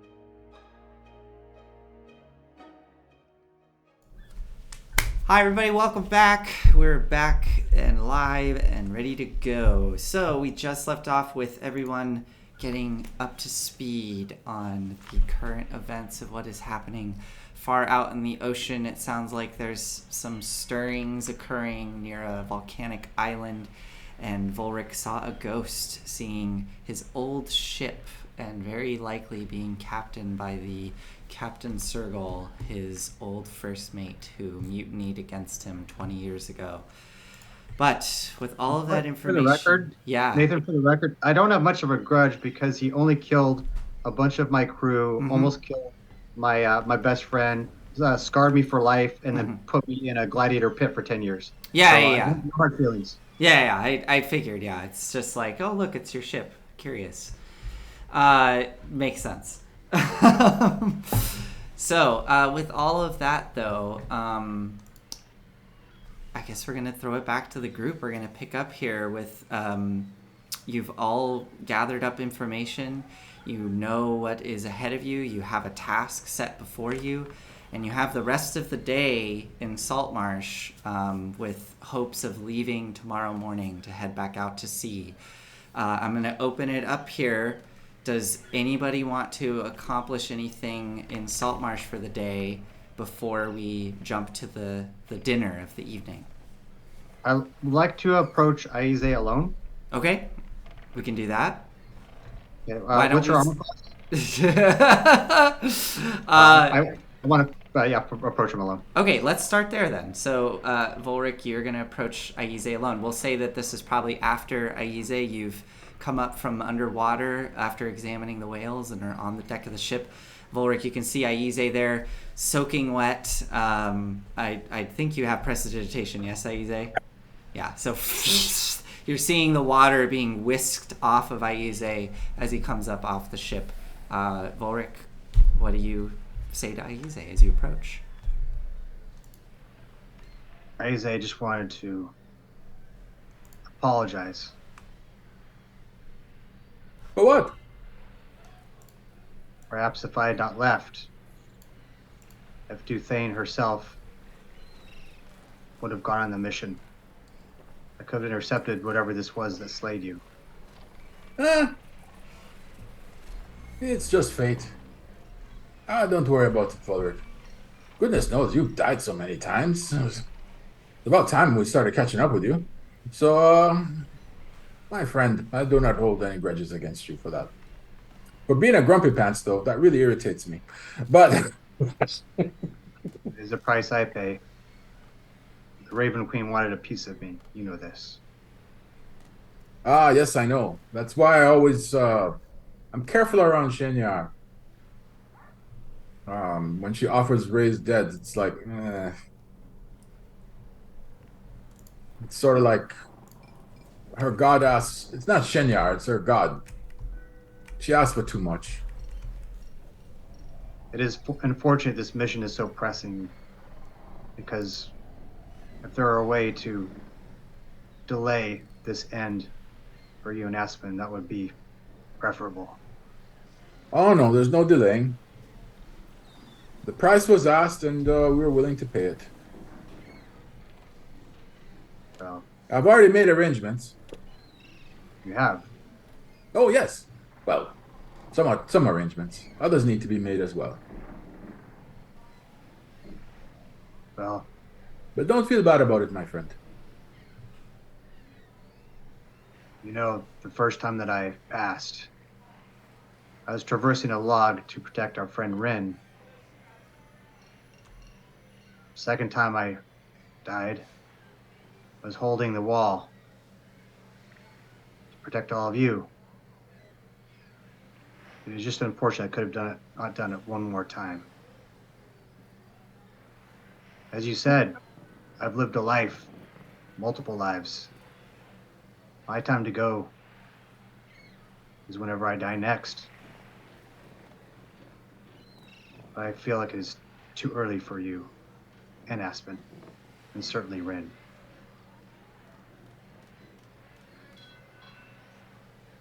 Well, we can. Oh, now I'm getting melancholic. Damn it! Ah, but there is something to look forward to. There is? She has been brought back with strength to defeat Tharizdun and save the world. There is no Oh greater no, honorable. not this kind of strength. In fact, I'm pretty sure my arms have gotten thinner. Uh, No, no, no. I have yes, been gifted with a vast and magnificent intellect, a godlike mind, for which I gave up a certain degree of wit and wisdom. But yes, I did. it hasn't quite settled in yet. I think I'm still in shock over it. Well, it I'm was not important sure for me what. to say this because Rin has been gone for some time, and you and I were the only ones that went from the beginning. Yes, it I, was you and me, I Seth. quietly, yes, Yeah, well, from my days on the Savage Island to come to Salt Marsh. I did miss you, Ulrich. You know that. mm, Albeit you were only gone for like 7 days, but I did miss you. we are family. Oh, Well, that's all I have to say. thank you, my friend. And I Oh, leave. by the way, I didn't tell you this, but I'm a spy. Anyhow, I figured I should just get it out there, from the very moment that we first met heading out to Savage Island. I'm a spy for the Library of Termish. And what does this mean? Not really that much. I mean, I would have still done things the same way. Oh, don't worry. It's not like an evil organization or anything. We're just snoopy. We're just nosy the way librarians are. Um, Looking out for the nation of Termish. I have no problem with that. Thank you for Oh, sharing. good. I always felt guilty that I didn't tell you. So it's you two who feel guilt.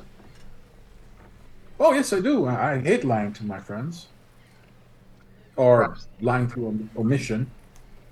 these are the type of conversations warriors have with each other before the end, before the big battle. This is good. It is good we had this talk. You said warriors. Just because Oh, you have pipe cleaners for arms, do not think yourself anything less than a warrior. well, they're quick pipe cleaners. Yeah, If your brains were muscles, you would be a storm giant. this is true. As he kind of eyes it perks up a little bit, flexes his skull. 22 intelligence. Yeah. That's absurd. Yeah. Does he have a bigger head now? Is he like the leader? Yeah, just a little quick sidebar. We a little homebrew there as part of the consequences coming back to life. I allowed them to up one of their ability scores by 2, but they had to drop another one by 2. So, anyways, awesome. So, as the two of you, do you have anything else, or is that? Nope. Yeah, as the two of you finish up this conversation and head out on your various duties for the day of whatever it is you wish to accomplish. Who would like to go next? Does anybody else have anything they want to do in Saltmarsh for the day before dinner? I was going to go visit Keladak, but that can Me wait. with Keladek, and then Chenyar. What about you? Well, I wanted to get some spell components, Mhm. so I will definitely be picking those up. I don't know if I'm able to get a 500 gold piece diamond. I need 100 gold piece Interesting invest. thing. Yes. So as you go to the spot that you would expect to go to, you go to Captain Zendros's Merchants of Joaquin. The store is locked up and closed, and when you peer inside the windows, it appears to be empty. The shelves essentially ransacked almost. And yeah, the store is entirely closed. The only other place you could think of maybe to go, or that somebody may have spell components on hand, would probably be Keladek, the wizard in the tower, the small gnomish man that you all duped on that fateful evening. So Well, then I will probably make my way over there. But before I do, Mhm. I am going to stop and pick up several bottles of wine. Okay. I want to pick up several bouquets of flowers, Wow. Okay. roses, red roses, and I want to pick up a bunch of scented candles. Awesome. Yeah, you can do all of that easy enough in Saltmarsh. Sorry, real quick. I just saw Rolling with My Nomies just showed up in chat. Thanks for joining. I've seen them in our Story Reckless chat almost every night when we stream. So thank you for joining. So awesome to see you here. Yay! So hi. But yeah, Chenyar, so going throughout town, you can easily gather those materials. You find a flower shop with, let's see, it is, yeah, I think you're able to find some nice roses on hand, and are you just gonna like clear the store out essentially of roses, or Yes, I am. you I am make going to absolutely clear the store out of roses. you make the shopkeep keep very happy as you purchase all of the roses from the store, and yeah, you can get the other things as well, the candles and the wine, easy enough.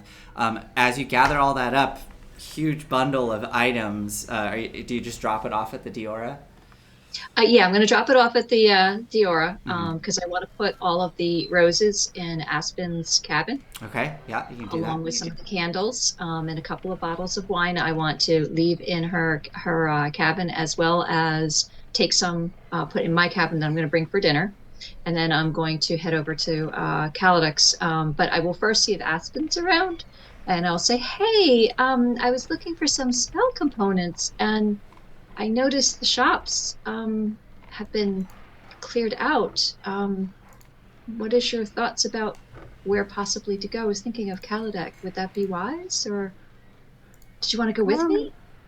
sure, yeah, actually, I need spell components myself. So, yes, the Captain Zendros, the one that ran the store, the one that double crossed Ayuze, uh, well, we know how that went. Uh, I don't even want to speak on it. I think I just I look around wherever I try to find Ayuze, and I just kind of shrug at Shinyar. But yeah, we can go to Keladat. Um, I guess we could try. just Do I just overhear to let this? you know. Um, sure, yeah, we can say that Aize, you overhear them talking about going to Keladex. And by the way, I Heading was that very way as well. sneaky. I was Oh, very sneaky on getting the flowers into Aspen's cabin. Okay, I just want to. yeah, I yeah, didn't. yeah. I would say you could find a moment to do that without Aspen noticing. Aspen, being the captain, is probably very busy on the ship, as you're able to get all that set up. Coming out on the deck, you're having this conversation with Aspen about going to Keladex, and Aize, you overhear this. I don't know. Perhaps you're out on the deck taking notes as you overhear the two of them speaking. I'm heading out there myself. I have some business I want to discuss with him. What components are you looking for, Shanyar? Well, I was hoping to pick up some diamond dust as well as a 500 gold piece diamond. I think we have a 500 gold piece diamond in the inventory on Diora. The dust, though, you're going to have to get from him. Mm. We have 4,000 gold pieces worth of stuff in there. I'm sure not all of it has been transferred into cash. Do you think he would have any trinkets? I also was thinking of picking up a trinket for a spell that I have. Well, we can go ask him. If you Okay. don't mind me coming along with you on the Aspen, that is. But Oh that, no, I I was don't think planning we on need going to. there anyway. Okay. Aspen, are you good with that as well? I kind of looked at Ayuze. Yeah, I'm okay with that. Oh, thank you. And I message him silently. Why are you throw? I'm like, why are you trying to third wheel? Fine. No, Something no, no. else has come up. Never mind. I gotta go talk to Rin. Why don't the two of you Yeah, well, you'll meet us there later, right? no, I won't. And go look for Rin. Okay, awesome. So as Aize toddles off, and the two of you are standing there on the deck and start heading towards towards Keladek's tower, making your way across town, smelling the lovely salt air coming off the sea as the fog is starting to burn off. As the afternoon approaches, you see the tower there in the sunlight up on the hill. You can arrive at the base easy enough, and you see the somewhat featureless bottom with no doors. As you stand there at the base, what do you guys do? Well, as we are walking over, I'm going to throw my arm around Aspen and kind of lean my head and just kind of hold her as we're walking, kind of as like, very cheerful smile as we approach Caldec's castle. And then I look at her and I remove my arm and I say, now what do we do? Looks like we're at an impasse. Do you have a way of getting in touch with him? Oh yes, I just do what I always do, and I cast thaumaturgy and I yell out for Killedex. So Aspen's voice booms out across the base of the tower, and those of you down in town, you almost swear you hear Aspen's voice. Those of you on the deck of the Diora or out doing your business in town, hear it kind of echoing in the distance. There's a moment as you both wait, and then there's the distinctive poof of smoke and sulfur as Vakun is sitting there, and you see Vakun like clearing out an ear with one bony finger and looks over at you, Aspen. I'm pretty much out here like all the time, so you can just use your normal voice and like I'll probably hear you. But where's the fun in that? It's just kind of loud, and I'm here all the time, and it goes right in my ears, and it's just a lot. Well, stop being invisible, and maybe we wouldn't have to use thaumaturgy. Yeah, well, most folks around here, when they see me, they, devil, it's not good. So, what can we do for you today? We need spell components, and Xandros is no longer here in Saltmarsh. So we came to see if Killedex had any. Yeah, I'm sure he's got some, but as long as you got some gold, maybe we can work something out, but... We have plenty of that. All right, yeah, sure, I'll go let him know and see what happens. And the little imp disappears, and moments pass. Eventually the door appears, and the imp is waiting there for you, leading you through these strange winding halls with no sense of doors anywhere until eventually, Aspen, you come around a corner that looks different from when you last remembered, as you now see an archway there that leads into a familiar room, this big circular room full of baubles and a desk and all sorts of things where you first met Killedex. And you see Killedex floating there in his gnome form. He's given up on putting the illusion on for you, both of you. But he has his little hover boots on, and he's floating there before the two of you so that he's somewhat eye level, and bows to both of you. And so, Vakun informs me that you wish to purchase some components off of me. What exactly is it that you're looking for? Well, Aspen, why don't you go first and I will go next if you would like. And Killedex, a pleasure to see you again. Yes, such a pleasure. Does he notice that she's like completely different looking? Make an insight check.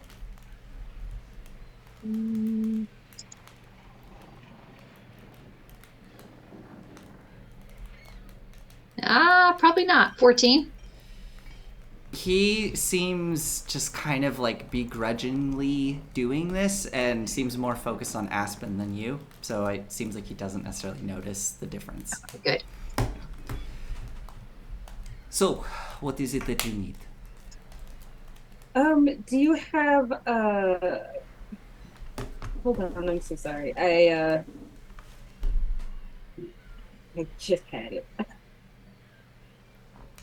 I need a cocoon, a big thing of slug bile, and I'm kind of just like looking between the two of them. So Aspen is I don't think you've ever seen Aspen put in a situation before. Actually, I'm just looking at Shinyar, and I'm just looking at Killedex. Right, right. Okay, this all sound like pretty standard components. I can get you those things. Um, do you have 2 diamonds worth 500 gold? Whoa, look at you coming in here for all sorts of fancy, uh, divine components, I'm assuming.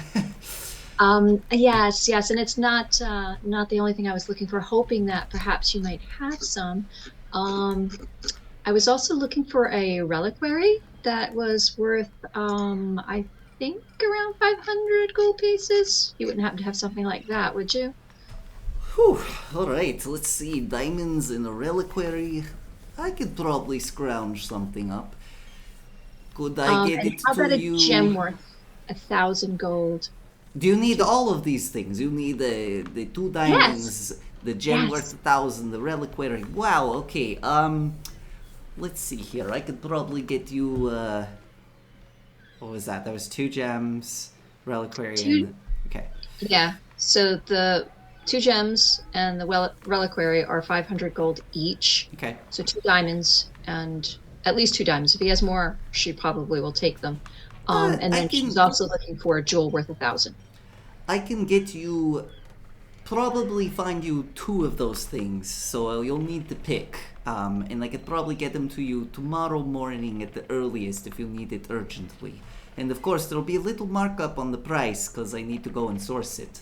As of course I do understand that. Hmm. So if you had to choose 2 of those things, what would you like?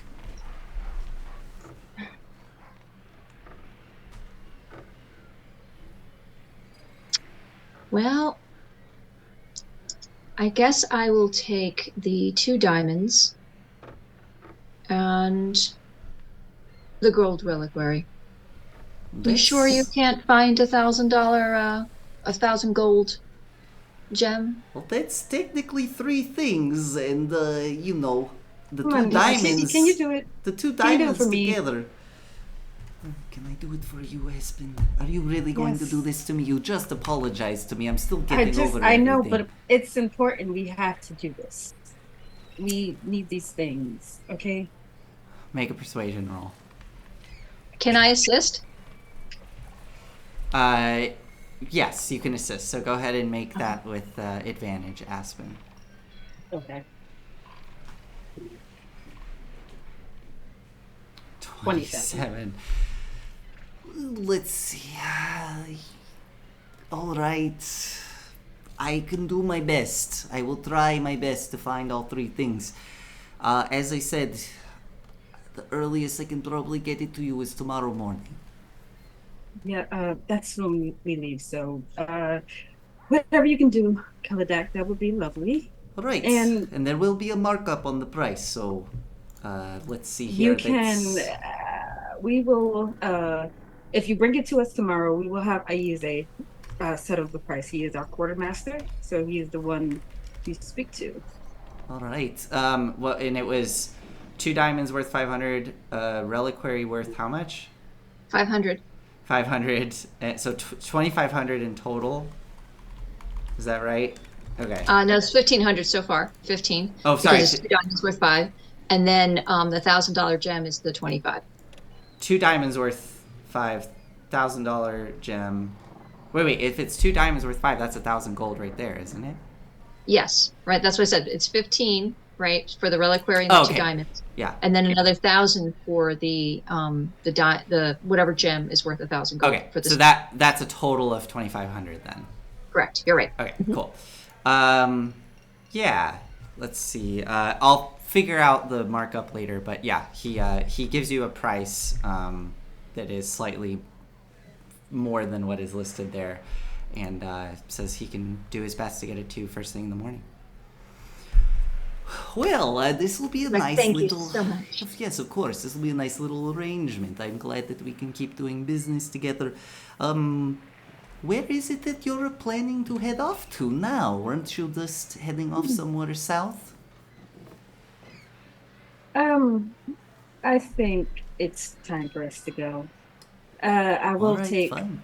I will take my components though, and I ask for the cocoon, a 50 diamond, diamond worth 50 gold. Yeah, so Uh, for those components, go ahead and just mark off the gold that they cost. We'll just call it that, easy enough. Those ones I think are a little easier. Because what was it? It was a cocoon and what else? slug bile and a diamond worth 50 gold pieces. Okay, and how much was the slug bile? Or is that just not I have listed? no idea. Okay, just go ahead and put, so that's 100 gold. Just do 110 gold off of everything. Okay. Yeah. All right. Well, I look forward to seeing you both in the morning. Okay. Anything else for the two of you as you are escorted out of Keladek's tower? No, but I probably would want to ask Aspen if she would go with me to visit the like the park from the druid. Because did the druid come back? Did my friend come back? Farron, yeah. Farron is back in that grove. Yeah. I would probably ask Aspen if she would go with me to go visit Farron before we depart. Oh, Yeah. Wherever you want to go. Let's go visit Farron. I haven't seen him since I've gotten back, and this may be the last chance I get. So maybe we can go visit him. I think I need to make a bit of peace with him. okay.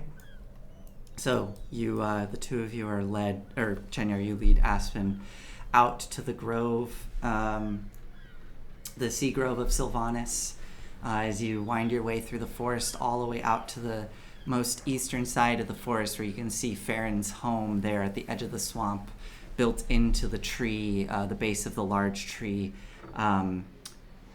And you see,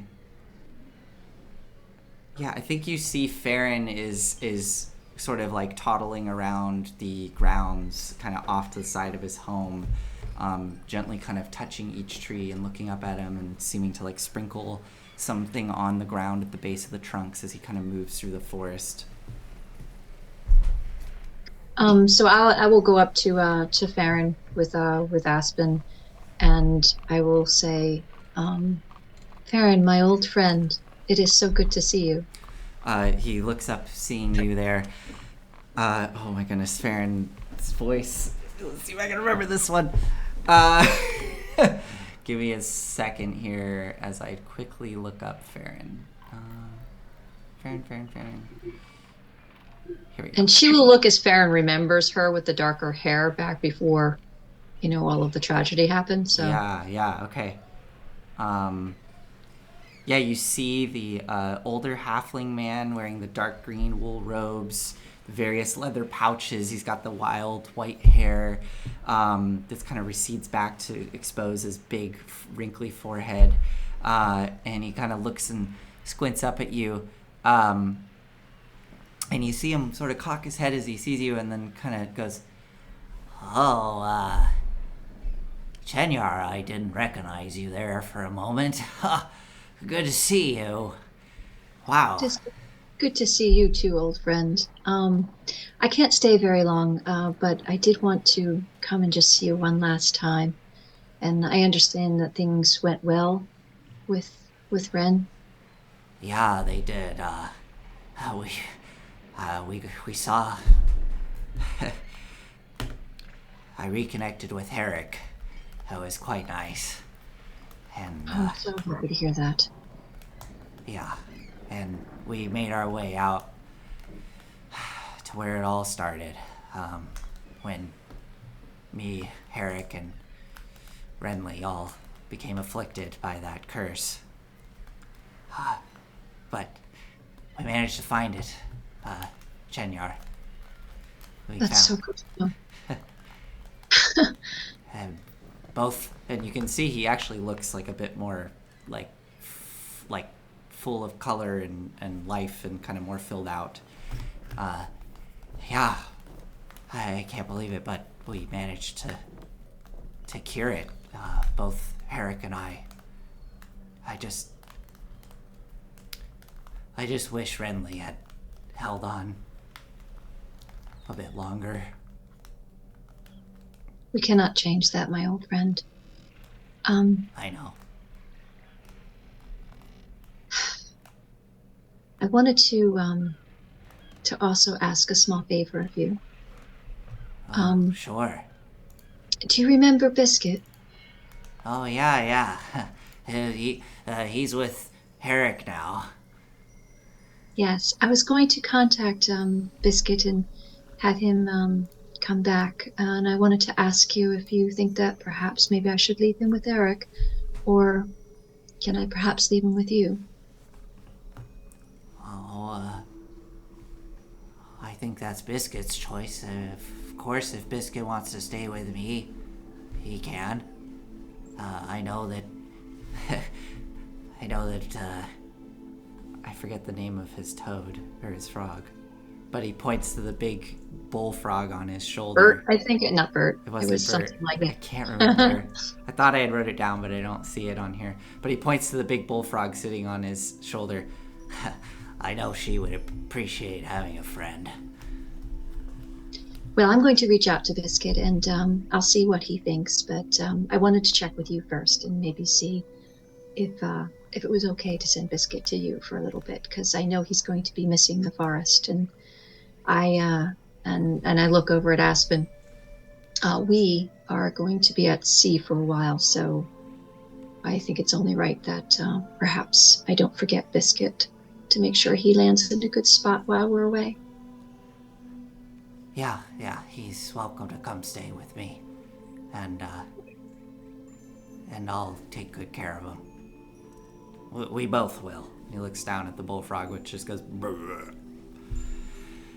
So she's gonna give him a hug, and as she gives him a hug, she's going to slip like a few hundred gold into his pocket and not say a word. Okay. And then Sheila will back away and she'll say, well, we best be going. It is good to see you again, and hopefully see you again soon. Yeah. Can you just do a quick sleight of hand for me? Sure. Can I have guided myself before I did this? Sure. It was preemptive, yeah. You could have done it. So, and then I will do guidance. Good thing I'm going to do guidance. I didn't get very good. And guidance is a D4, right? Yep.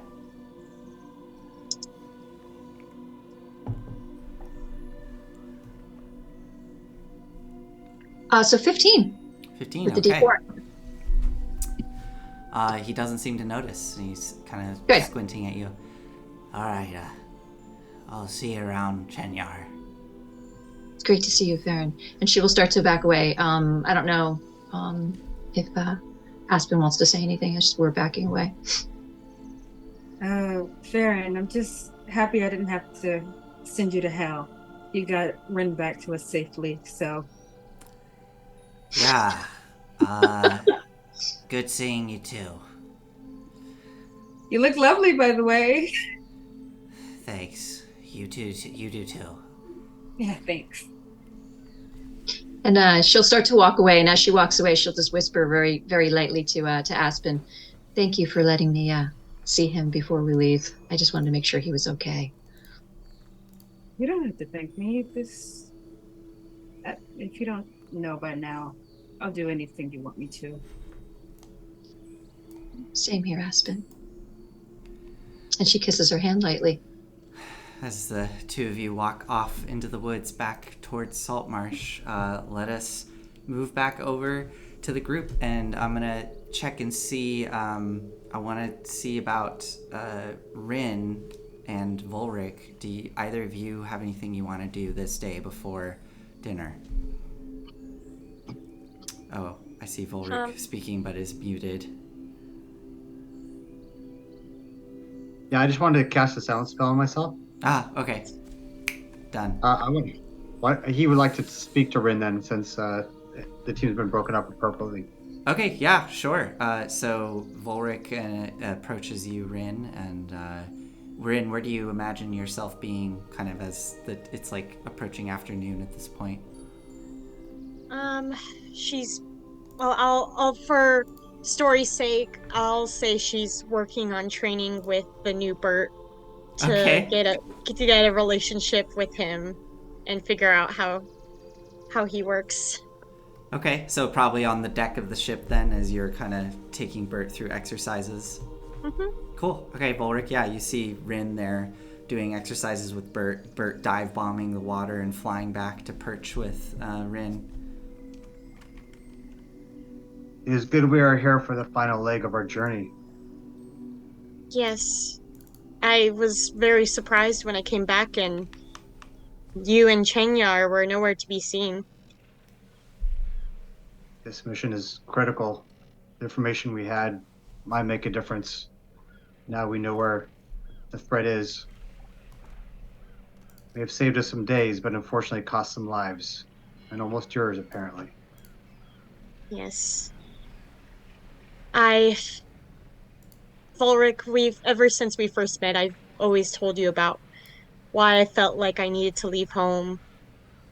And especially after coming back with my father, which, by the way, for obviously, we were successful. He's not cursed anymore. So that is something to be greatly thankful for. And I feels like he understands what I'm trying to do now. And what I feel like we're trying to do is be strong for those that can't. The other reason why I'm here is to be there for my friends. But now that feels very hard to do. Explain. Well, you know, the saying of dying for our friends, but if I succeed in helping save our world, we lose two of them in the process.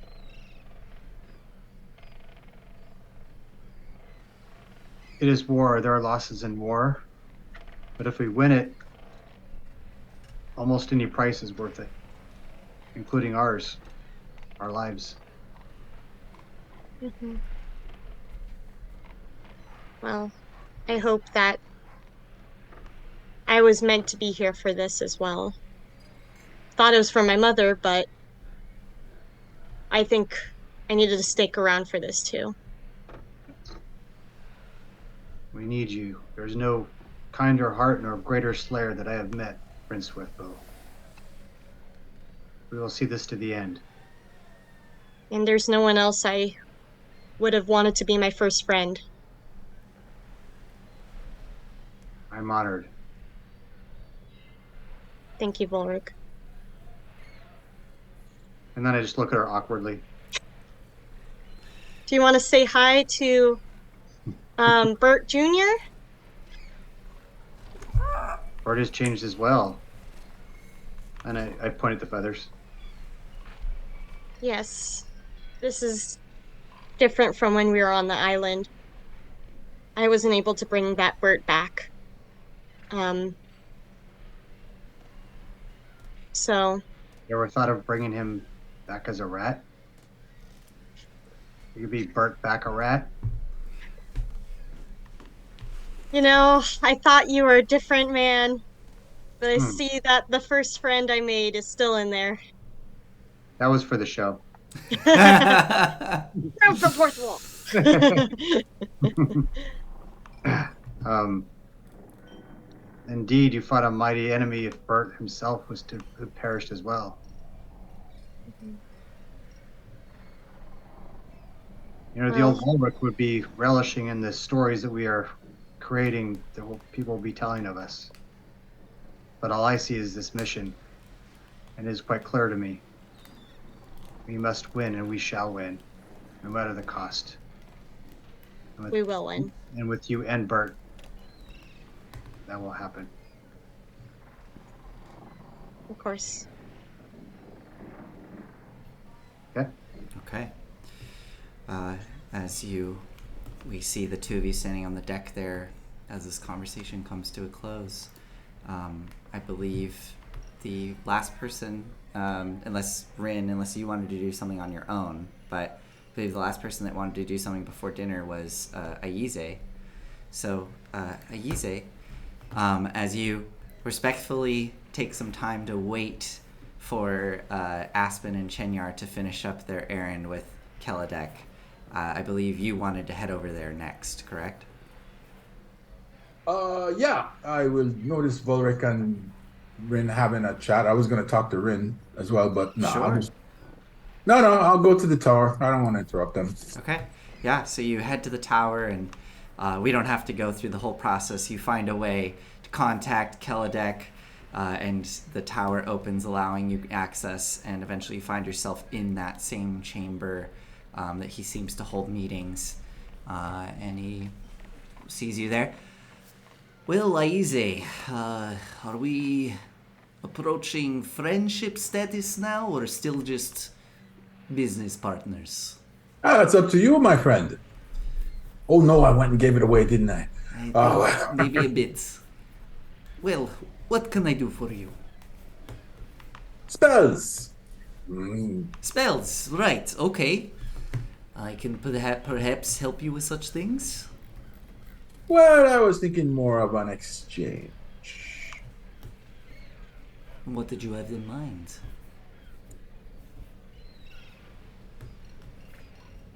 I'll show you mine if you show me yours. Oh, I understand. Clearly, we are both very bright and intelligent beings. I didn't feel that there was any need for subterfuge. This is direct.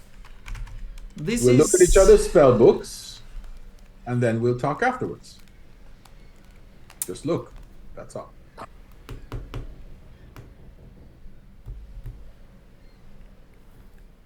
I'd be willing to do this, but I have one favor to ask you. You can ask. If we're going to continue to be direct, I'm aware of what happened between you and Captain Zendros. I'm aware that you are trying to track her down. And let's just say that I have little birds. And he kind of slyly glances over at Vakun, who kind of gives you a smile. They'd overheard some conversations about a Thayan ship that was struck and destroyed with some survivors that went overboard. If you find her, please promise me to keep her alive. Her as in Captain Zendros. Yes. Oh, now that piques my curiosity. I'm being as direct as I can. All right. Fair enough. I will promise to make every effort to keep Captain Zendros alive. Believe it or not, I don't really have any animosity towards her per se, other than her stealing from me and betraying me and, well, other things. But Yes, it kind of don't think sucks that- when someone deceives you and you think that it's one thing and your heart Exactly. is telling you that everything is going great, especially if it involves romance. and then it's just ripped from you. Yes, it's terrible. Heart torn from your chest. Indeed. But please promise me this. Just don't kill her I won't. and try to bring her back here. I will try. Eh, Wait a it's- minute. Here? Yes. I'm not going to hurt her. No, that's not it. I'll try, but it won't be easy. Let me put it that way. I'll tell you what. You don't have to get her back here. Just don't kill her. And Oh, I'm not gonna kill her. let her go. Okay? It was just business. All right, I'll agree to that. Shake on it. And he grips your hand, shakes, and yeah, he'll kind of after you shake hands, he's sort of a little bit of that tenseness sort of drops, and he seems to become a little giddy as he like scurries over or floats over and produces his spell book and starts to go through it with you to show you what spells he has at his disposal. And assuming you do the Archive! same. Oh yes, this will be fun. And you can start going through spells.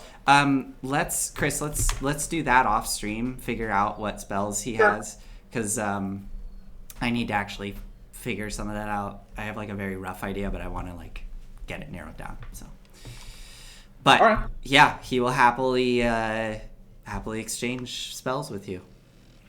Yeah, yeah. Did The only you? other thing I wanted to do was talk to Rin alone. Okay, yeah.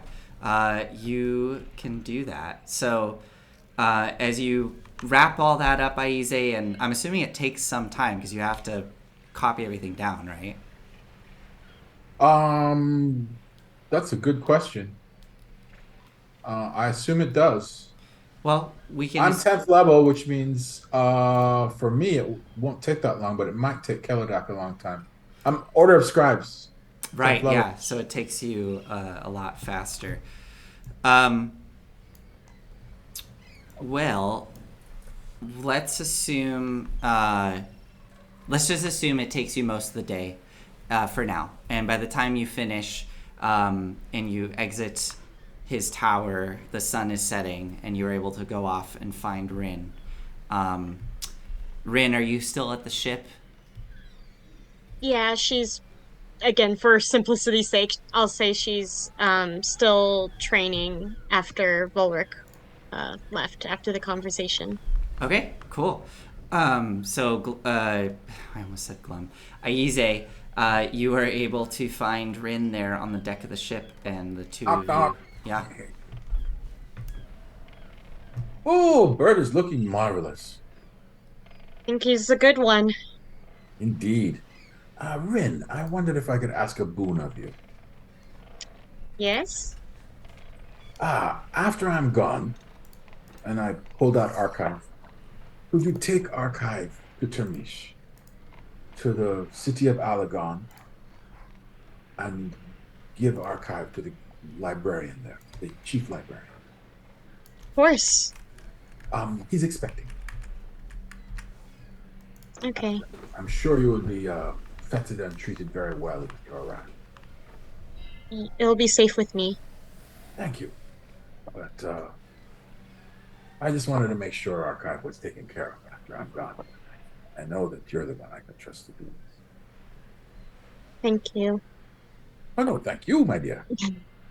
I know we just went over it and kept rehashing it, but there's really nothing that could be done. Nope. I would have thought of it. I have a vast intellect. Mhm. But, it's a god. They cheat. Yeah. Well, it'll be the greatest victory, I'm sure. Oh, well, yes, I'm assuming success.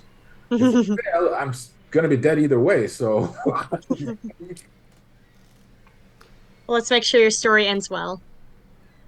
Our story ends well. Our story. In the book, right? Yes, I'll be recording everything in Archive. And, I have new sketches of the new work. And Oh. Yep. I was trying to do one of you on the new Bert, but it didn't quite work out. Oh. Oh. Sorry, your magic's getting in the way. Yeah, there we go. There we go. Oh. That's amazing. I love it. I'm glad history will know us as the very scary looking Bert and Rin. I'll do better. I was distracted. I was drawing whales. Yes. That was. Oh. Oh wow, we have met interesting creatures that we just totally glossed over the fact and did not ask any follow-up questions, which when you roll with this group, I guess that's just what happens. Pretty much. Mm-hmm. All right. Well, good night. Good night. For what it's worth, good call, Aize. I've always liked you, Ren. Thank you, Archive. Even before I found my voice, I saw what you did. Thank you. You all retire, or you head off for the evening and get ready for dinner at the Empty Net. Unfortunately, we've lost Chenyar. I hope that she's able to join us again. I'm trying to reach out. Oh no, she's having internet issues. Oh, I hope she's able to join as we come into the final half hour of our show here. Well, for now, I suppose we can start off with just all of you doing whatever it is you need to do to get ready before meeting up at the Empty Net. Aspen, I'm assuming you and Chenyar will probably be one of the first to arrive at the Empty Net. Are you doing anything in particular as you arrive there to get ready for dinner?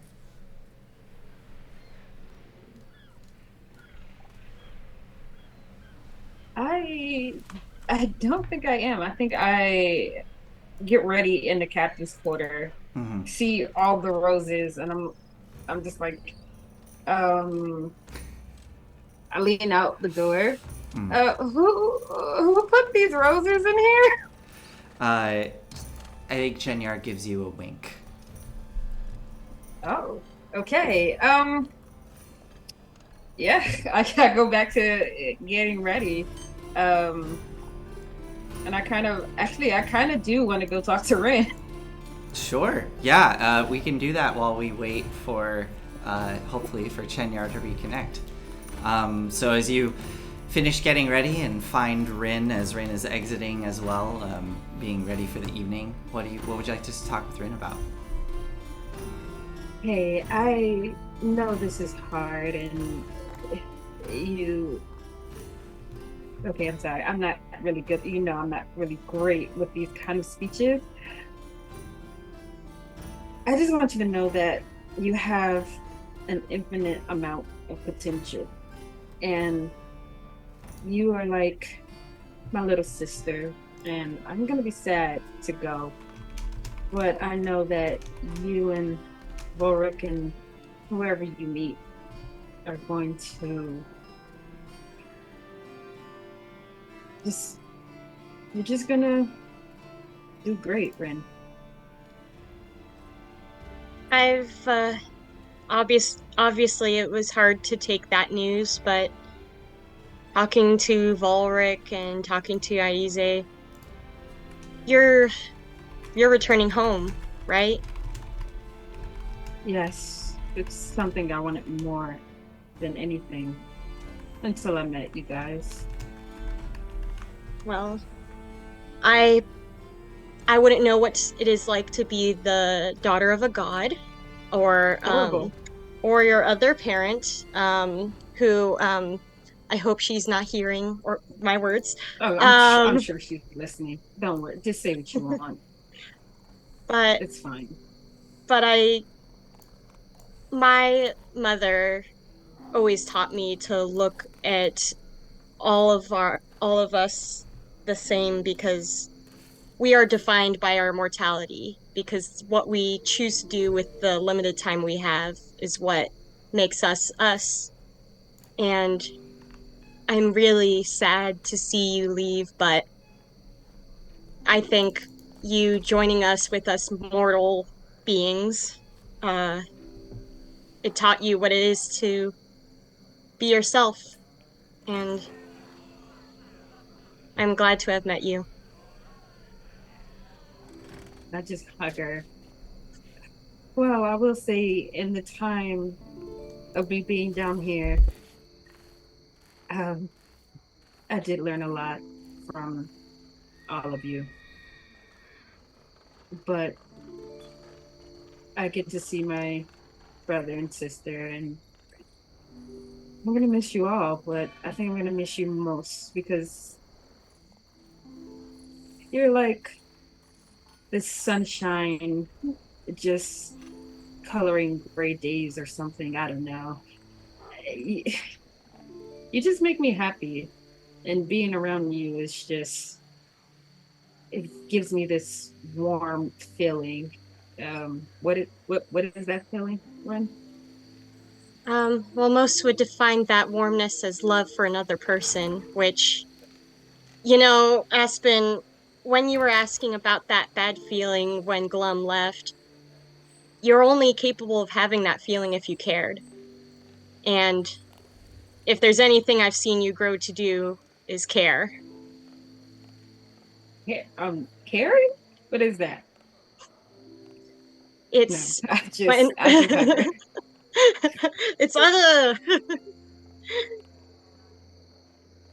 But I know that everyone will be in safe hands with you and Bert. Bert, number two. Um, and I love you so much. I love you too, Aspen. I'm glad you're my friend.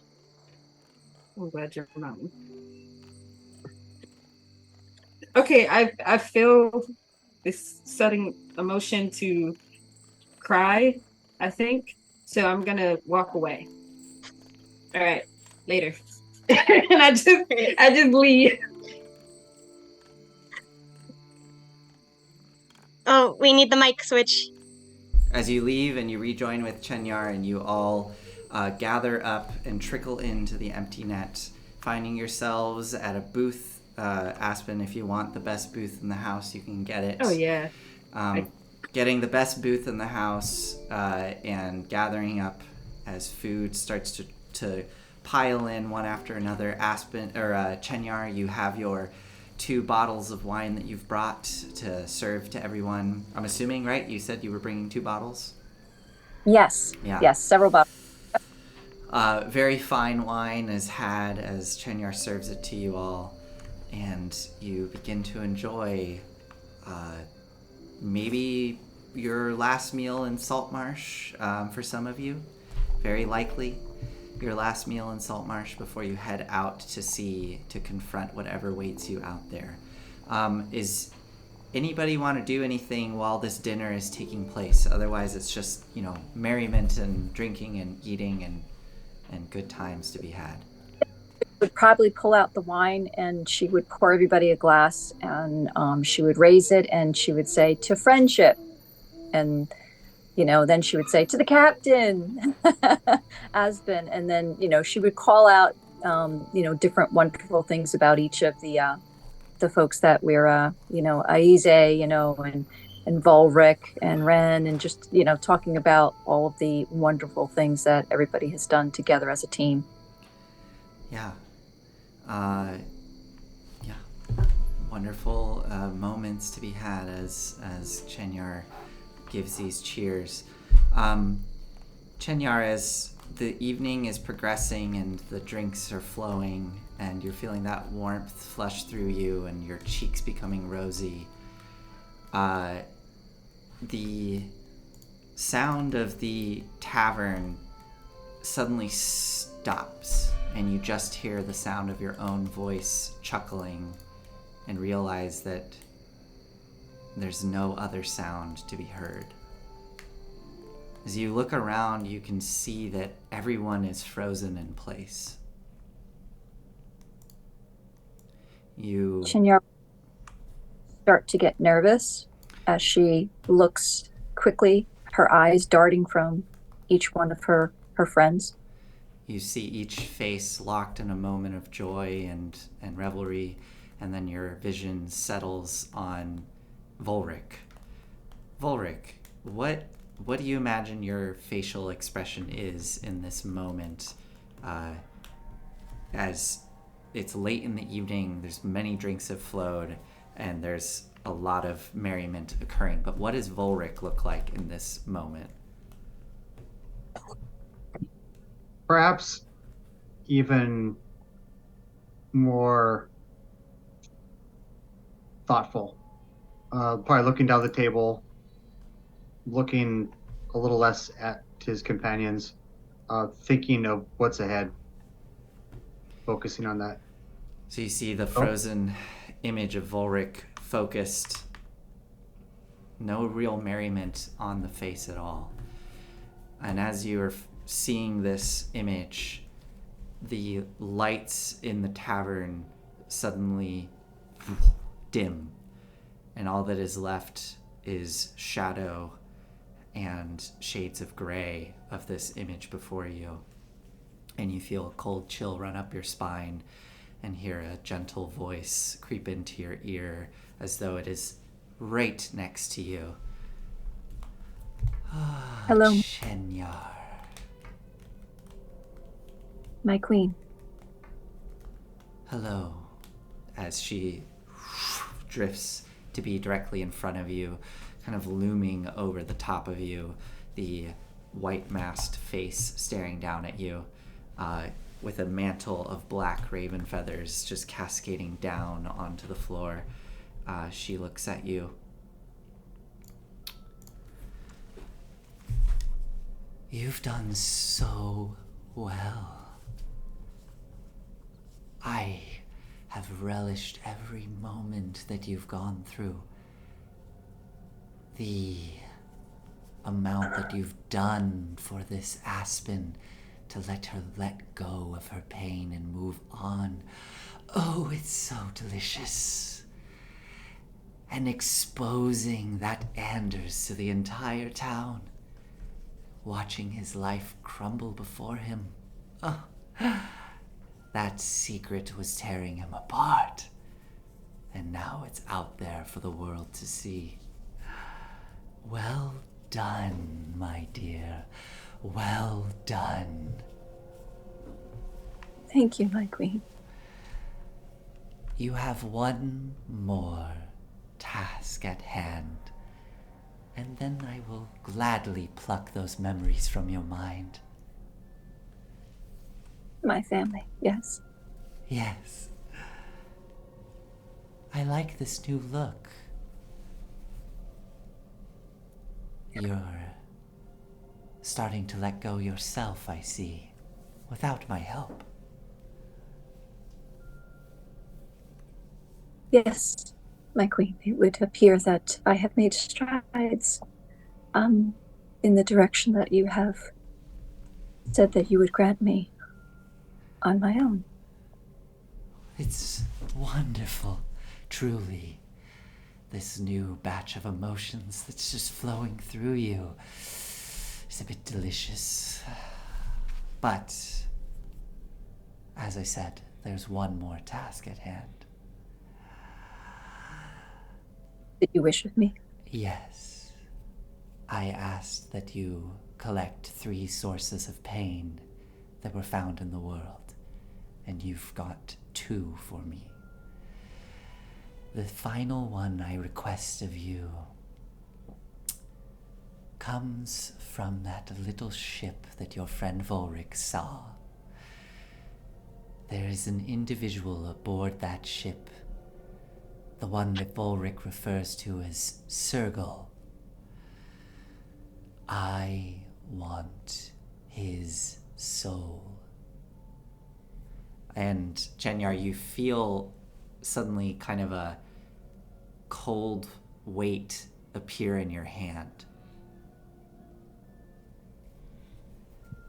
As you look into your hand, you see a coin, a very dull, sort of brass coin with a skull on it, much like that one, resting in your hand. She looks at you. I need you to go to this Sergal. Bring him low, and in his final moments of breath, place that coin on his chest, and he will be mine. And all of the pain that he's brought into the world will be mine to cherish. Do this for me, and your memories will be plucked from you. You'll have no memory of your past, like we talked about. My queen.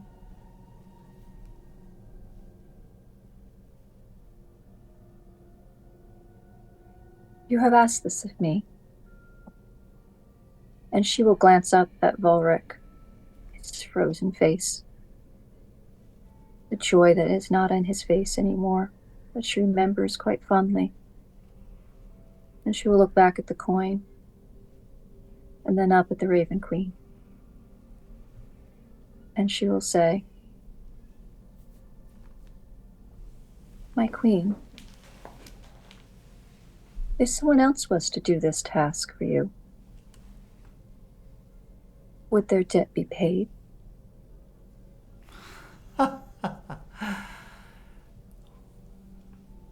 Perhaps. And she will look back. You look at Volric. And yeah, she will allow her queen's eyes to follow hers. Her eyes to Volric.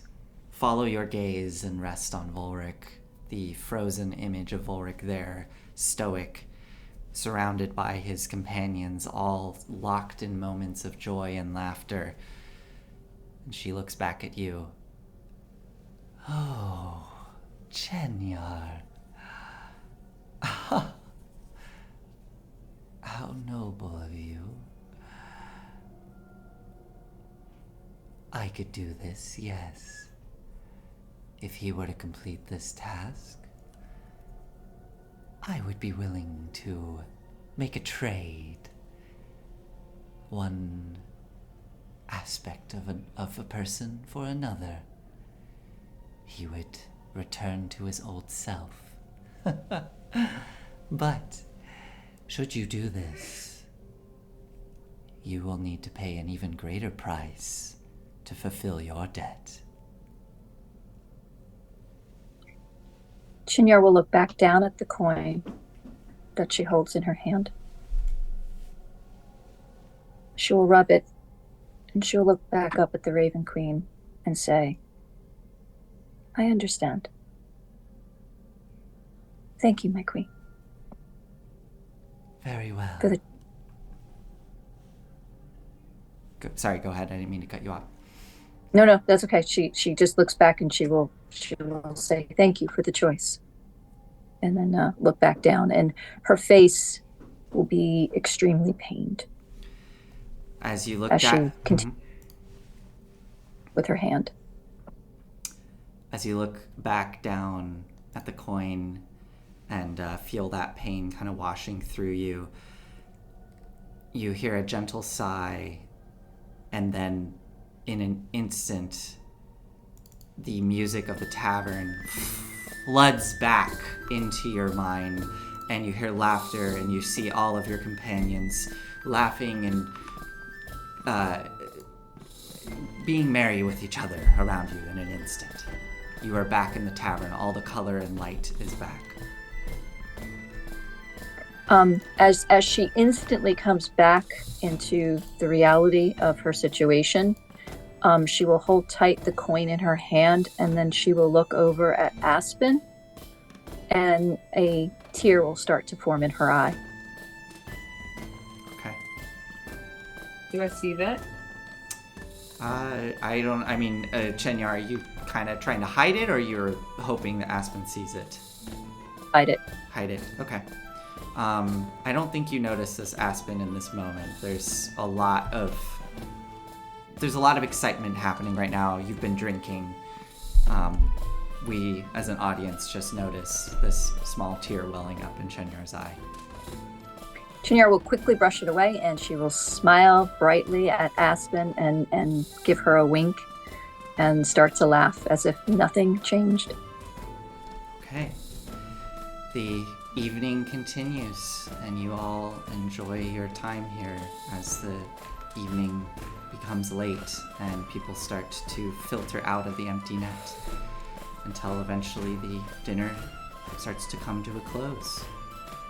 Any final moments anybody would like to have here before we end this night? I will message Larissa. Okay. I'm not going to move from where I am, but I'm going to point in the direction of her office. Okay. Listen, I know you're upset with me, and you have every right to be. But I'm going to die. That's my fate, and I don't want to die knowing that you are still upset with me. You have been one of my confidants here in Saltmarsh, and I need to know that we will be okay.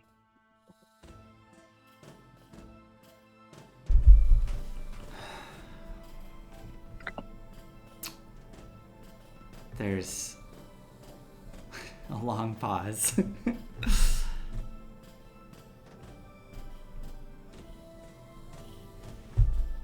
Die, you say? Aspen, you can't be serious. And the message ends. So as Aspen's doing that, Chinyar will, as it seems like Aspen's distracted for a moment, she's gonna over to Volric, and she's gonna grab his hand. She does. She has the coin in that hand, and she's going to bury it into his hand, and she's going to look him straight in the face, and she's going to say, "You have a very special quest that I need you to complete. Will you do this for me, as friends?" All right, real quick. The internet slowed way down when you Did said we lose that. Volric? But I did hear it. we did hear it. I believe you said you have a very special quest that you need to complete. Is that right?